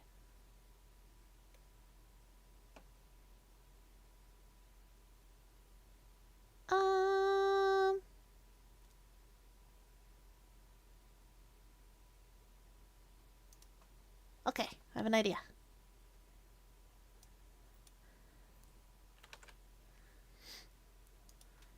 I got an idea. Okay, let's go. The raid message, as always, doesn't really exist. It is less a raid message and more I just put silly beacons everywhere. Alright, that is it for tonight, everybody. I will see you all tomorrow. We are going on a little adventure. As always, it's going to be a fun time. Don't worry, we're going to go see some cool stuff. But, okay, that's it for tonight, everybody. I will see you all tomorrow. Thanks for playing along with me.